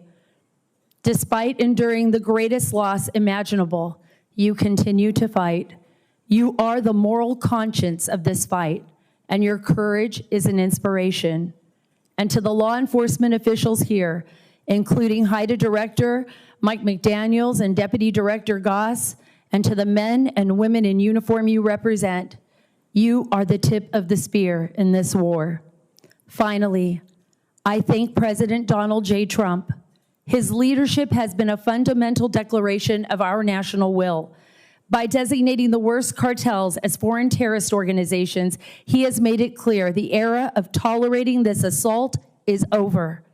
America will no longer permit the infiltration of fentanyl and other illegal drugs designed to kill our citizens.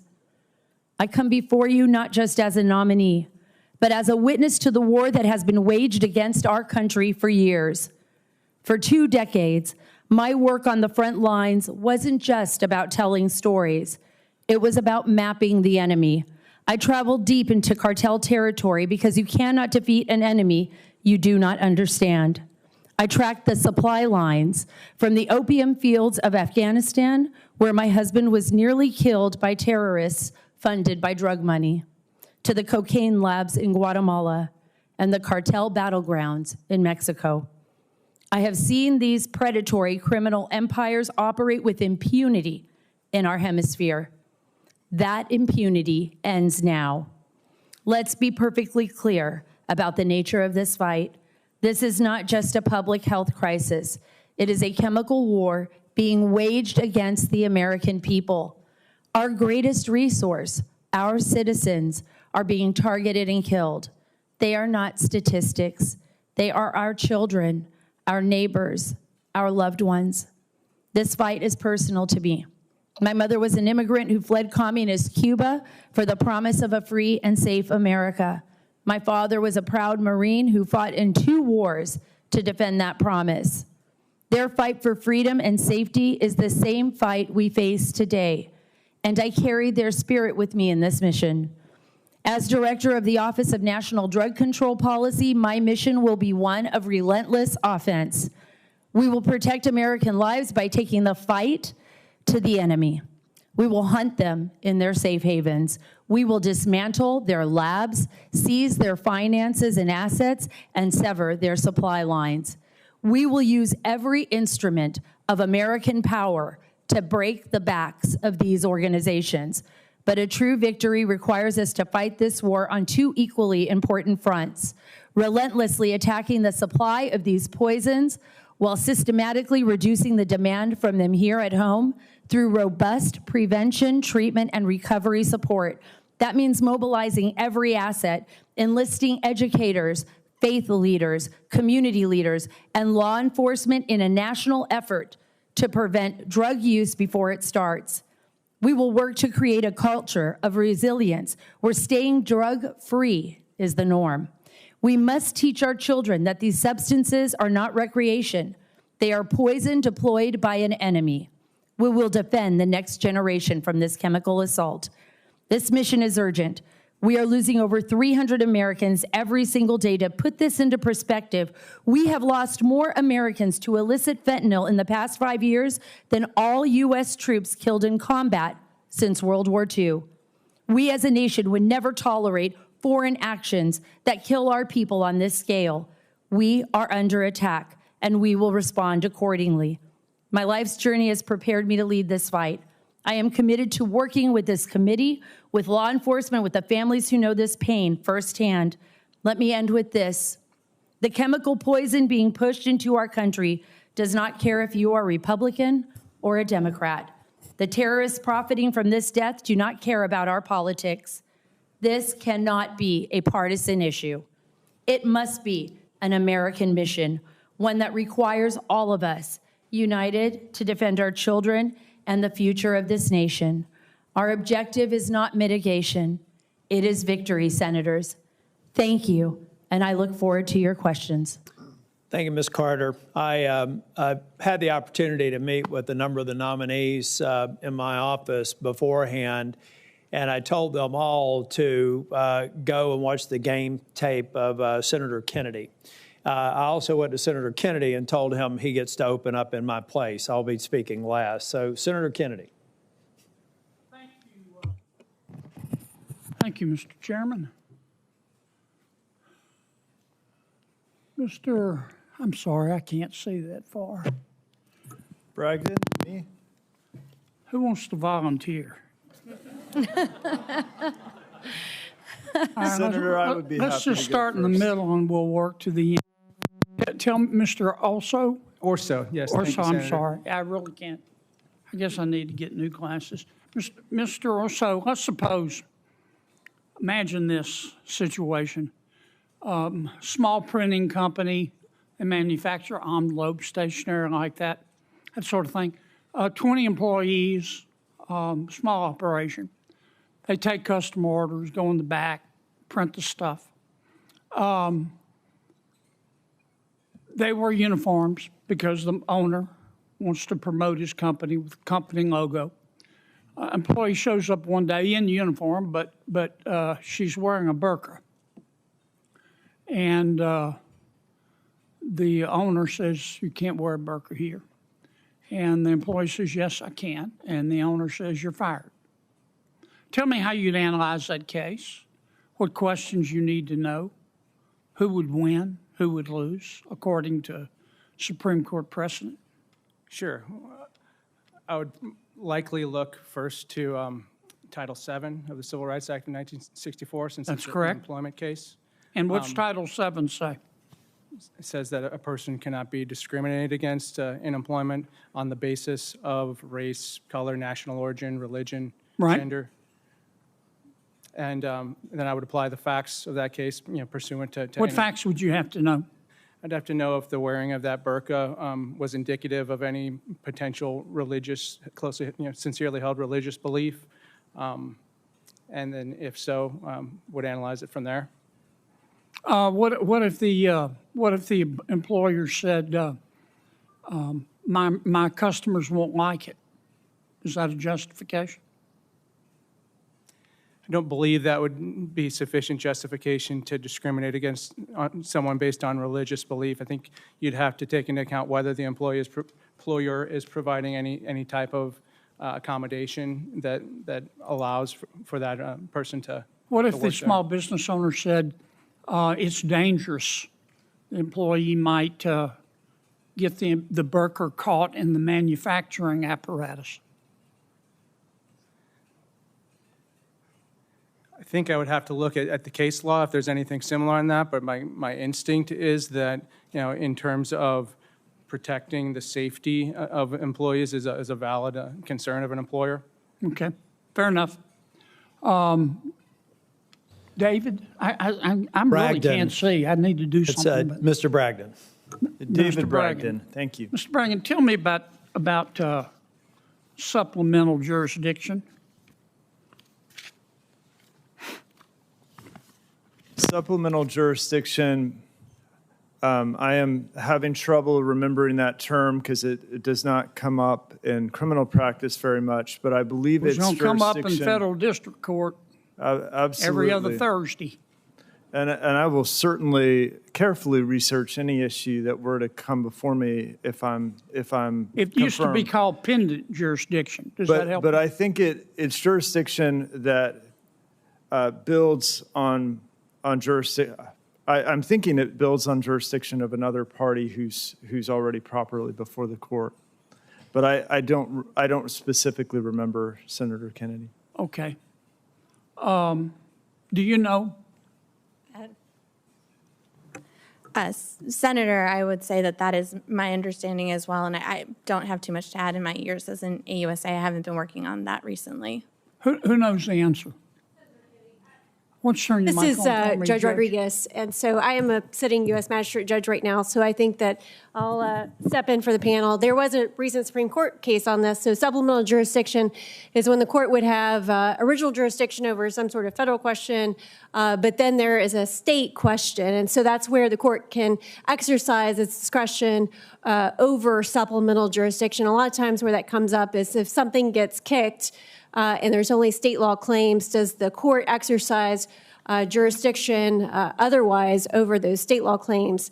And there was a recent Supreme Court decision on this that basically said that the court could get divested of its jurisdiction if a plaintiff dismissed everything, all of the federal claims.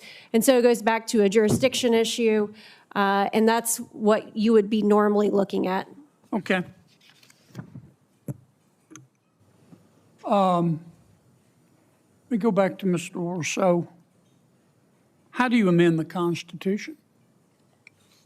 I think you'd look to, Senator, I think you'd look to Article 5 of the Constitution and follow the instructions for 2/3 of the legislature or 2/3 of the states. Okay, fair enough. Let me move to the gentleman to your right. What's the difference between a preliminary and a permanent injunction, and how you decide them, Counselor?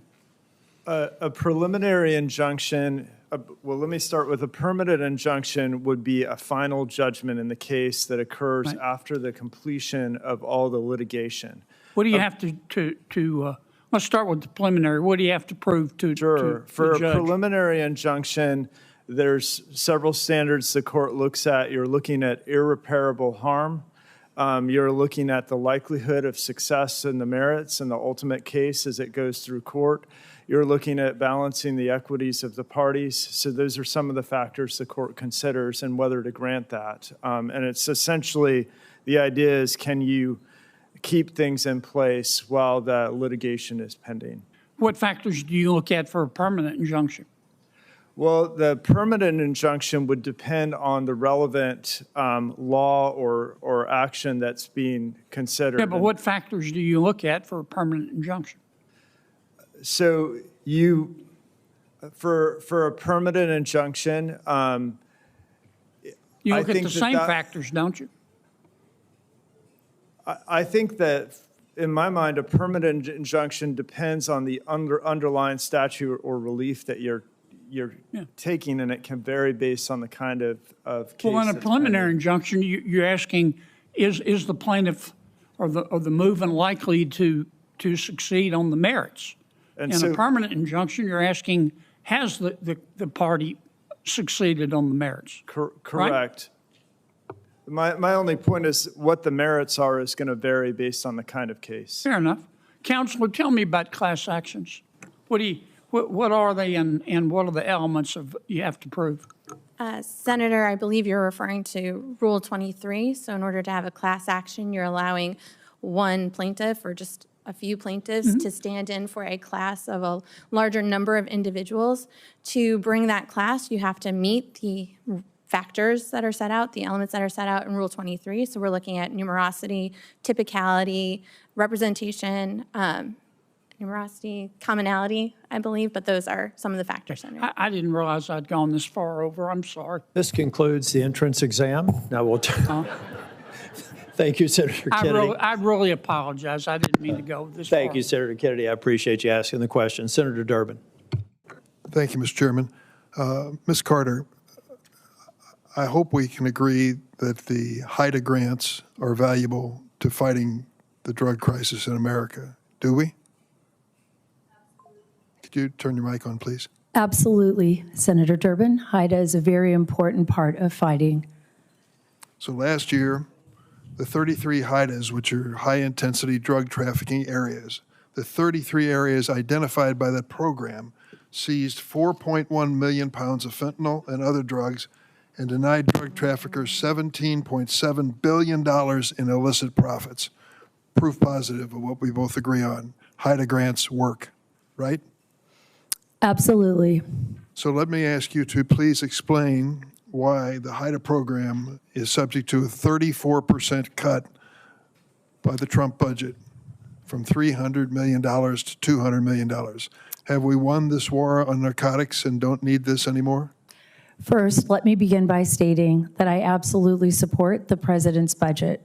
Secondly, I do and absolutely support our high-intensity drug trafficking HIDA 8 groups. I was actually just recently in Alaska. I made a trip to the furthermost part of the United States in an effort to meet with a HIDA director there and an effort to see the fight that we are continuing to fight against the drug cartels. I figured it's already, we've seen the supply pouring across the southern border. We've seen it come across. I'm going to have to slow you down a little bit. We have a limited amount of time if we follow the rules of the committee. And I would like you to answer my question. How would you justify a 34% cut in HIDA grants if we haven't won the war on drugs? The big, beautiful bill also supplements that funding. We continue to assess. This administration continues to assess those grants, and HIDA is absolutely supported by the Office of National Drug Control Policy, which it falls under. 34% cut is not support. Right behind me, I have HIDA Director Michael McDaniels and Deputy Director Rick Goss. That's good. I'm glad they're here, but it doesn't help to cut the program by 34%. Let me go into the Mexican drug cartels because you said you have some personal knowledge of those. Are you aware that these drug cartels are heavily armed? Absolutely. Do you know their weapon of choice? Yes, I mean, they use assault rifles, they use grenades, they use quite an array of weapons. Sometimes they out-resource even our own law enforcement. And the Mexican police and military forces as well, correct? That is correct. And one of the most common weapons they use is a .50 caliber rifle. That is correct. I'm not an expert on firearms by any means, but I understand that that is a military-style weapon that is so powerful that it can penetrate a vehicle. These are lethal weapons. Yes, that is correct. You also know that the Mexican government has done an analysis of where these crime guns come from for the drug cartels and find that 70% come from the United States. Are you aware of that? Yes, of course, Senator. We are assessing both sides of this horrific situation that our country is facing. So if you're dealing with a drug crisis that you characterize as a chemical war being waged against the American people, and 70% of the weapons are coming from the United States, to these terrorist cartels, do you believe we have any obligation to try to stop that flow of weapons? We are assessing both sides of this issue, absolutely. We're working with our partners, both in Mexico and here in the United States, as well as law enforcement, to assess this and mitigate those threats. What do you suggest we do? We are continuing to work with both sides. You got to get beyond assessment. You got to do something to stop the flow of deadly weapons to the cartels.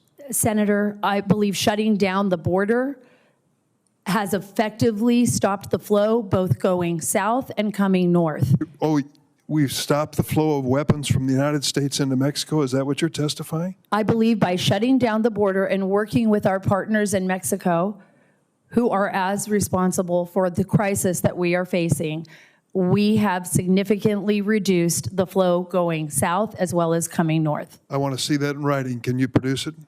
I will absolutely work with you on this, Senator. Well, I think it's very important that you do that. Absolutely. The drug crisis is serious. You want to take on drug crisis for America. You don't have a background in this other than an interest in the subject. And I would just say that to entrust you with that responsibility when we're cutting the budget of this agency by 34, or the HIDA grants by 34%, really gives a lot of us pause. I'm not sure why you were chosen. You're articulate, but that doesn't mean you're expert enough to manage this job. So let's see what you produce for me. Absolutely, Senator. Thank you so much. Thank you, Mr. Chairman. Thank you, Senator Durbin. I'd like to enter into the record 3 letters from Families Against Fentanyl, Parent Collective, and Lost Voices of Fentanyl. These nonprofits represent thousands of families deeply impacted by the drug crisis in our nation. These organizations strongly support Ms. Carter's nomination and believe that she is the, quote, hands-on, data-driven leader who will work to end the fentanyl poisoning crisis. Without objection, I'd like to have these entered into the record. Senator Hirona. Thank you, Mr. Chairman. I have the following 2 initial questions of all nominees before any of the committees on which I sit to ascertain fitness to serve. So I'll ask the questions, and we'll start with Ms. Freeman and go right down the line. Since you became a legal adult, have you ever made unwanted requests for sexual favors or committed any verbal or physical harassment or assault of a sexual nature? Ms. Freeman, we'll go down the line. No, Senator. No, Senator. No, Senator. No, Senator. No, Senator. Have you ever faced discipline or entered into a settlement related to this kind of conduct? I have not, Senator. I have not. No, Senator. No, Senator. No, Senator. Thank you.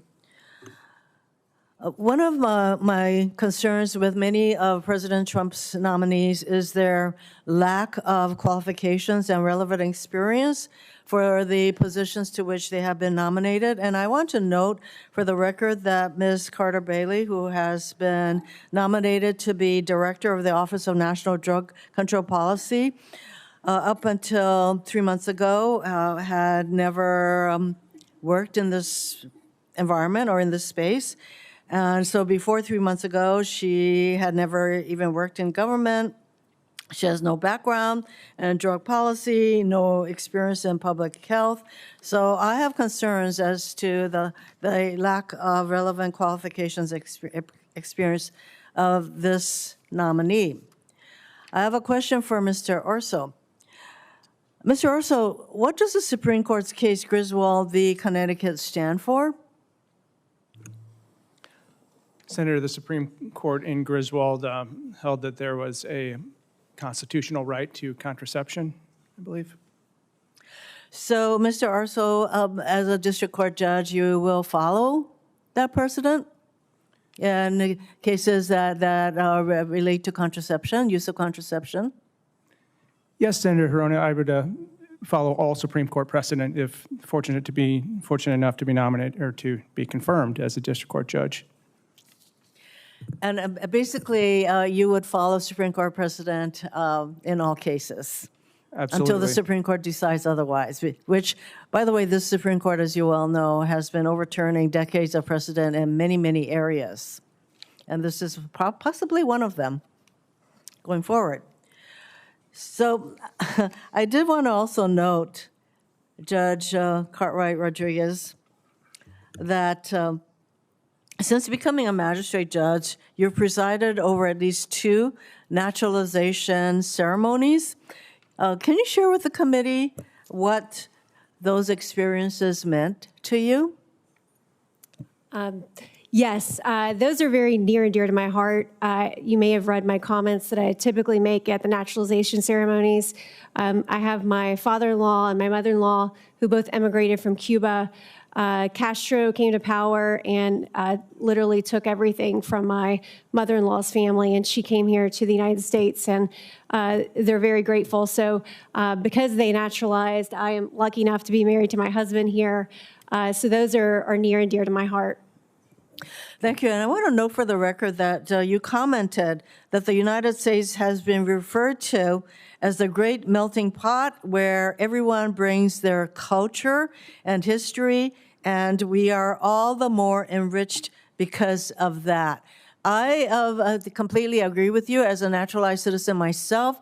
And as we have a regime that is very much against diversity, equity, and inclusion, which is really reflective of the diversity of our country, I am very glad to know that you consider the naturalization ceremonies where we are welcoming people from all over the world to be part of our great basically the mix of culture and history in our country that enables our country to be strong and great. I commend you for that attitude because it is one that I share.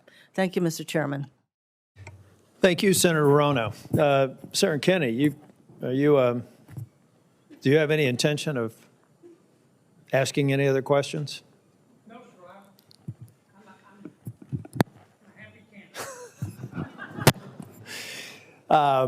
Ms. Carter, I think we have Senator Moody coming. I have a couple of questions for you. Yes. I've been down to the border multiple times, and I am thrilled with the results of this administration in shutting down the border. I think it's a great disservice to people who immigrate legally, and it also has made our country less safe.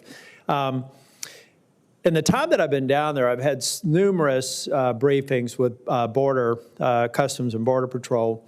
And I don't know if the statistic is right anymore. You made a comment about effectively shutting down the border. I agree that we've done a good job with that. But these cartels do an amazing job of getting around. I've been on the Rio Grande at midnight or 1 o'clock, and I've heard the coyotes, the human traffickers, the drug traffickers, literally across the Rio Grande shouting to us, "We are coming." And they would set a pick. What they would do is take about 40 or 50 persons trying to come into the country illegally, attract the Border Patrol there so that they could send their poison or human trafficking to another area where the Border Patrol is just too involved, they can't get to them. I think a lot of that play has been pretty much shut down because the president's done an extraordinary job of enforcing policies that the Biden administration didn't. But the concern that I have is you still have what they call the Sinaloa cartel, So they're flying ultralights over and dropping off drugs. They're very difficult to detect because we don't have the situational awareness that we should at the border. And we also see a lot of the poison, and in my last briefing about a year ago, according to Border Patrol, that still the majority of the illegal drugs that come through this country come through a legal entry point, hidden in trucks, hidden in bodies. I mean, what are we going to do to really combat that and get this Congress to understand that people, technology, and infrastructure at the legal ports of entry so that we can increase commerce and legal entry and exit? What's going to be the priority there? How do we get that done? Balance between maximizing the flow between two nations that have very important economic and other ties, but do it in a way that's really plussing up the resources that Border Patrol needs to get the job done and keep our country safer. Oh, thank you so much for that question, Senator Tillis. I think that's a vitally important question because it's such a complex question. We have nearly 2,000 miles of border with Mexico. You're absolutely correct. Our law enforcement assesses that the majority of the narcotics continue to pour through our border, and the cartels are very savvy. For decades, they have been working to figure out ways to work around us, to find those loopholes, to bring that poison into our nation. Not only are we dealing with the cartels, but we are dealing with adversaries who are taking advantage of those loopholes as well. President Trump did a phenomenal job coming in and shutting down that border. The cartels were operating with impunity. And we saw that under the last administration, the flow of human trafficking, the horrors of human trafficking. I saw it with my own eyes. I was at the border almost 24/7 monitoring the situation. I too would see, and I can attest to what you saw, sir, across the Rio Grande, even late at night, looking through my nods, which were my night vision camera. You could see the cartels moving across with 75, sometimes 100 people every hour on the hour. This too, I want to be respectful of Senator Moody's time, but I think one thing I look forward to speaking with you after confirmation, to really listen to the voices of Border Patrol who say we do need walls in some places, but what we need is a law enforcement-driven strategy for securing the border, not only from human crossings, but all of this poison that's coming across the border. And that means that we have to get the mix right between people, technology, and infrastructure. I don't want to spend a dime more on a wall if it's not what's going to make this country safer. And the problem with a 30-foot wall is a 40-foot ladder. And if we do not have situational awareness, operational awareness on the ground, then all these good works are going to be for naught when a future administration comes that I think de-emphasizes one of the most important things that we need to do for Homeland Security. So I appreciate you being here today. I'm going to turn to Senator Moody. Thank you, Senator. Thank you, Senator Tillis, and thank you for all of our nominees for giving up so much of your time and your families for being here today. Thank you for supporting them. Life of public service is not easy, especially these days, and oftentimes I find that it is harder on our families than it is sometimes on us. So thank you to the families that are here with you. As Florida's Attorney General, I fought very hard against the opioid and then synthetic opioid epidemic. It is something our country has never seen. We are losing more Americans, working and fighting age Americans, to the drug epidemic than any other cause of death. It's frightening when you put into perspective how it compares to when we thought we were dealing with this crisis in the 80s when Nancy Reagan first said, just say no. We were losing about 3,000 Americans a year. We now lose over 100,000 Americans a year to drug overdose. And so from holding pharmaceutical companies, distributors, manufacturers accountable in court, or working with law enforcement to step up interdiction efforts, or making sure that we were getting that message to our children, or equipping our first responders with naloxone, I was very focused on this as Attorney General. And one of the things I found was that the message wasn't getting to the kids. And we were losing unsuspected, kids that did have no reason to believe that they were about to ingest a fatal dose of fentanyl. They were dying. The fastest growing age category for overdose on fentanyl is under 14. And so I have been very vocal commending this administration for thinking outside the box on how we tackle our greatest challenges. And that goes from where we're putting our current resources, shifting not only monetary resources, but human resources to different agencies or responsibilities, and in the people he's appointing. As it pertains to the nation's drug czar, that has looked very differently for many different administrations. I believe under Biden, he had a physician. Some people have former governors. Some people have law enforcement. I think it is very unique that we have a mom of 6. I've got 6 beautiful children. I think I left one of them out. Luke, I am so sorry. I was thinking about that the whole time. I set you up for that. I've got Luke, Sophia, Annalise, there's Parker, her husband, there's Benjamin, my grandson. So we've got 6 children, 6 grandchildren all together. And nothing is more formidable, you are right, Senator, than a mama bear. So we were together recently speaking on the efforts of this administration to not only shut down the border, which they've done with no new laws, they've shut down the border, interdict this flooding into our country, killing Americans, but also how do we get through to parents in terms of warning kids and kids that anywhere from 5 to 7 out of 10 pills contain a lethal dose of fentanyl, the counterfeit pills. And I was with the nominee and the sheriff in Miami-Dade County, who is also a mom and dealing with these everyday struggles, coming up with ideas of how, as drug czar, you can get that word out. I was just hoping, because, and I want to make sure everybody knows, to fulfill the responsibilities of this job, it has looked different depending on the administration and what they're trying to accomplish.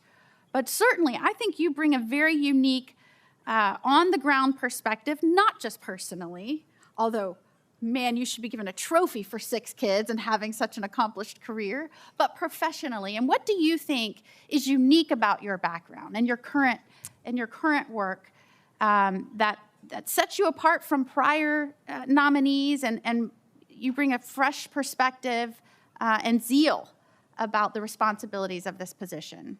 Well, I think you already mentioned one of them, Senator Moody, and it's my family. But you're right, I'm not a doctor, I'm not a general, I'm not a lawyer. What I am was a more than 2-decade investigative journalist who was on the ground, in the field, witnessing firsthand what these cartels and what these terrorist organizations have not only done to our nation and to the rest of the world, but to our children. And you mentioned something very important. You talked about the 1980s when we were losing 3,000. I think the number I got was, at one point, it was 6,300 when we thought it was really, in 1980, when we really thought that was a terrible sign of where our nation was heading, for drug overdose. And now we're looking at over 100,000. I have angel families sitting behind me who will never see their children again, because poison came across our border and their children unknowingly took either a pill. Even I say now, as Mike Land, who is sitting behind me, has said, he lost his son Preston, but he said, one try you die. Not one pill can kill anymore. It's one try you die. You think about this, one of my son-in-law's closest friends from high school lost his life in Miami at a party, doing drugs, not expecting that to contain fentanyl, and immediately lost his life. I don't want to see that happen ever again. I am committed with all of my heart and all of my soul to working for every single American, every single family. This, as I said in my opening statement, These drugs, these cartels, our adversaries, they don't care if we're Republican or Democrat. They don't care if we're a member of the Green Party or if we're of no party at all. They are making hundreds of billions of dollars off of the death of Americans and off of the deaths of people all over the world. I have someone here as well, Rosie, who works with the Kaleido Foundation, and I can't tell you how many times Rosie and I have been in Mexico together, human trafficking victims that I have interviewed, that I have spoken with. These cartels are taking lives with impunity. They were operating with impunity. Now they know that we mean business. Their designation by the president as foreign terrorist organizations, Sinaloa Cartel, Nuevo Generación, El Mencho, the ghost who tries to hide from all of us, will no longer be sleeping restfully anymore. All of these cartel leaders, all of these terrorist organizations, and even our adversaries are on call right now, and especially the cartel leaders. Senator Booker. Thank you. Chairman, thank you very much. I had a great exchange with the chairman earlier, and we talked about the state of North Carolina. I've done years in service with this man, and he made it very clear to me, lay off my judges, Booker. So let me just say simply this to all those who are nominated for positions in North Carolina. I am a Jersey boy through and through, but I'm the son of a North Carolinian. And my dad grew up in Hendersonville, up in the mountains. And North Carolina was his pathway to progress. He went to North Carolina Central University. I know my dad is now in heaven. He died 6 days before I was elected to this office, but he was North Carolina through and through. So congratulations on your nomination. You are representing a great state, and I know, especially seeing a lot of the faces of your family behind you, that you take this nomination seriously, and I wish you Godspeed. I really thank you, Ms. Carter, for the passion, and I just would love to explore an area in which there's been tremendous bipartisan work, not just here in the Congress, but all over America right now. We're seeing such wisdom from red states and blue states, learning from the mistakes in the 90s that led to an explosion of incarceration, but no reduction in drug use. And it's something that I've leaned on. Everybody from Right on Crime to the Manhattan Institute have been invaluable in my journey in helping me shape policy, especially in my days as a mayor. I am this strange guy. I used to get joked by Mitt Romney. I'm not Mormon, but I've never drank. I've never smoked. I am a pretty boring guy, as my fiance tells me. But I do have some frustrations with marijuana policy based on science, and I'd like to focus there first. On your podcast in 2023, Ms. Carter, you talked about cannabis, and you said, I don't have any problem if it's legalized and monitored. You supported the use of cannabis for medical purposes, and we had bipartisan hearings here with military personnel talking about the transformative impact it's had on their PTSD. I just believe that we have a moment now where 40 states have made cannabis legal for medical purposes. Unfortunately, federal law is lagging behind state law and behind popular opinion on all across the political spectrum. In fact, under federal law, cannabis is still a Schedule I drug, the category that's really reserved for some of the most dangerous drugs, some of which I think I came in on a conversation that you were talking about. They say that cannabis has no medical value. That's what Schedule I says. In essence, cannabis is considered just as dangerous as heroin in the federal system. In 2022, President Biden directed the Secretary of Health and Human Services to just review how cannabis is scheduled under federal law. And after its scientific review, Health and Human Services recommended rescheduling cannabis at Schedule III. I think that's a step in the right direction, and that would finally at least recognize that we would not only have medical benefits, but it would allow scientists to study the short and long-term health impacts. It would open up the door to more scientific study. And so I'm wondering, if you were confirmed, how would you advise the American president about the ongoing rescheduling process? First, thank you so much, Senator, for your comments. And you're right, I am very passionate. I could see that you're very passionate as well. This is a bipartisan issue, and I look forward to working with you as well.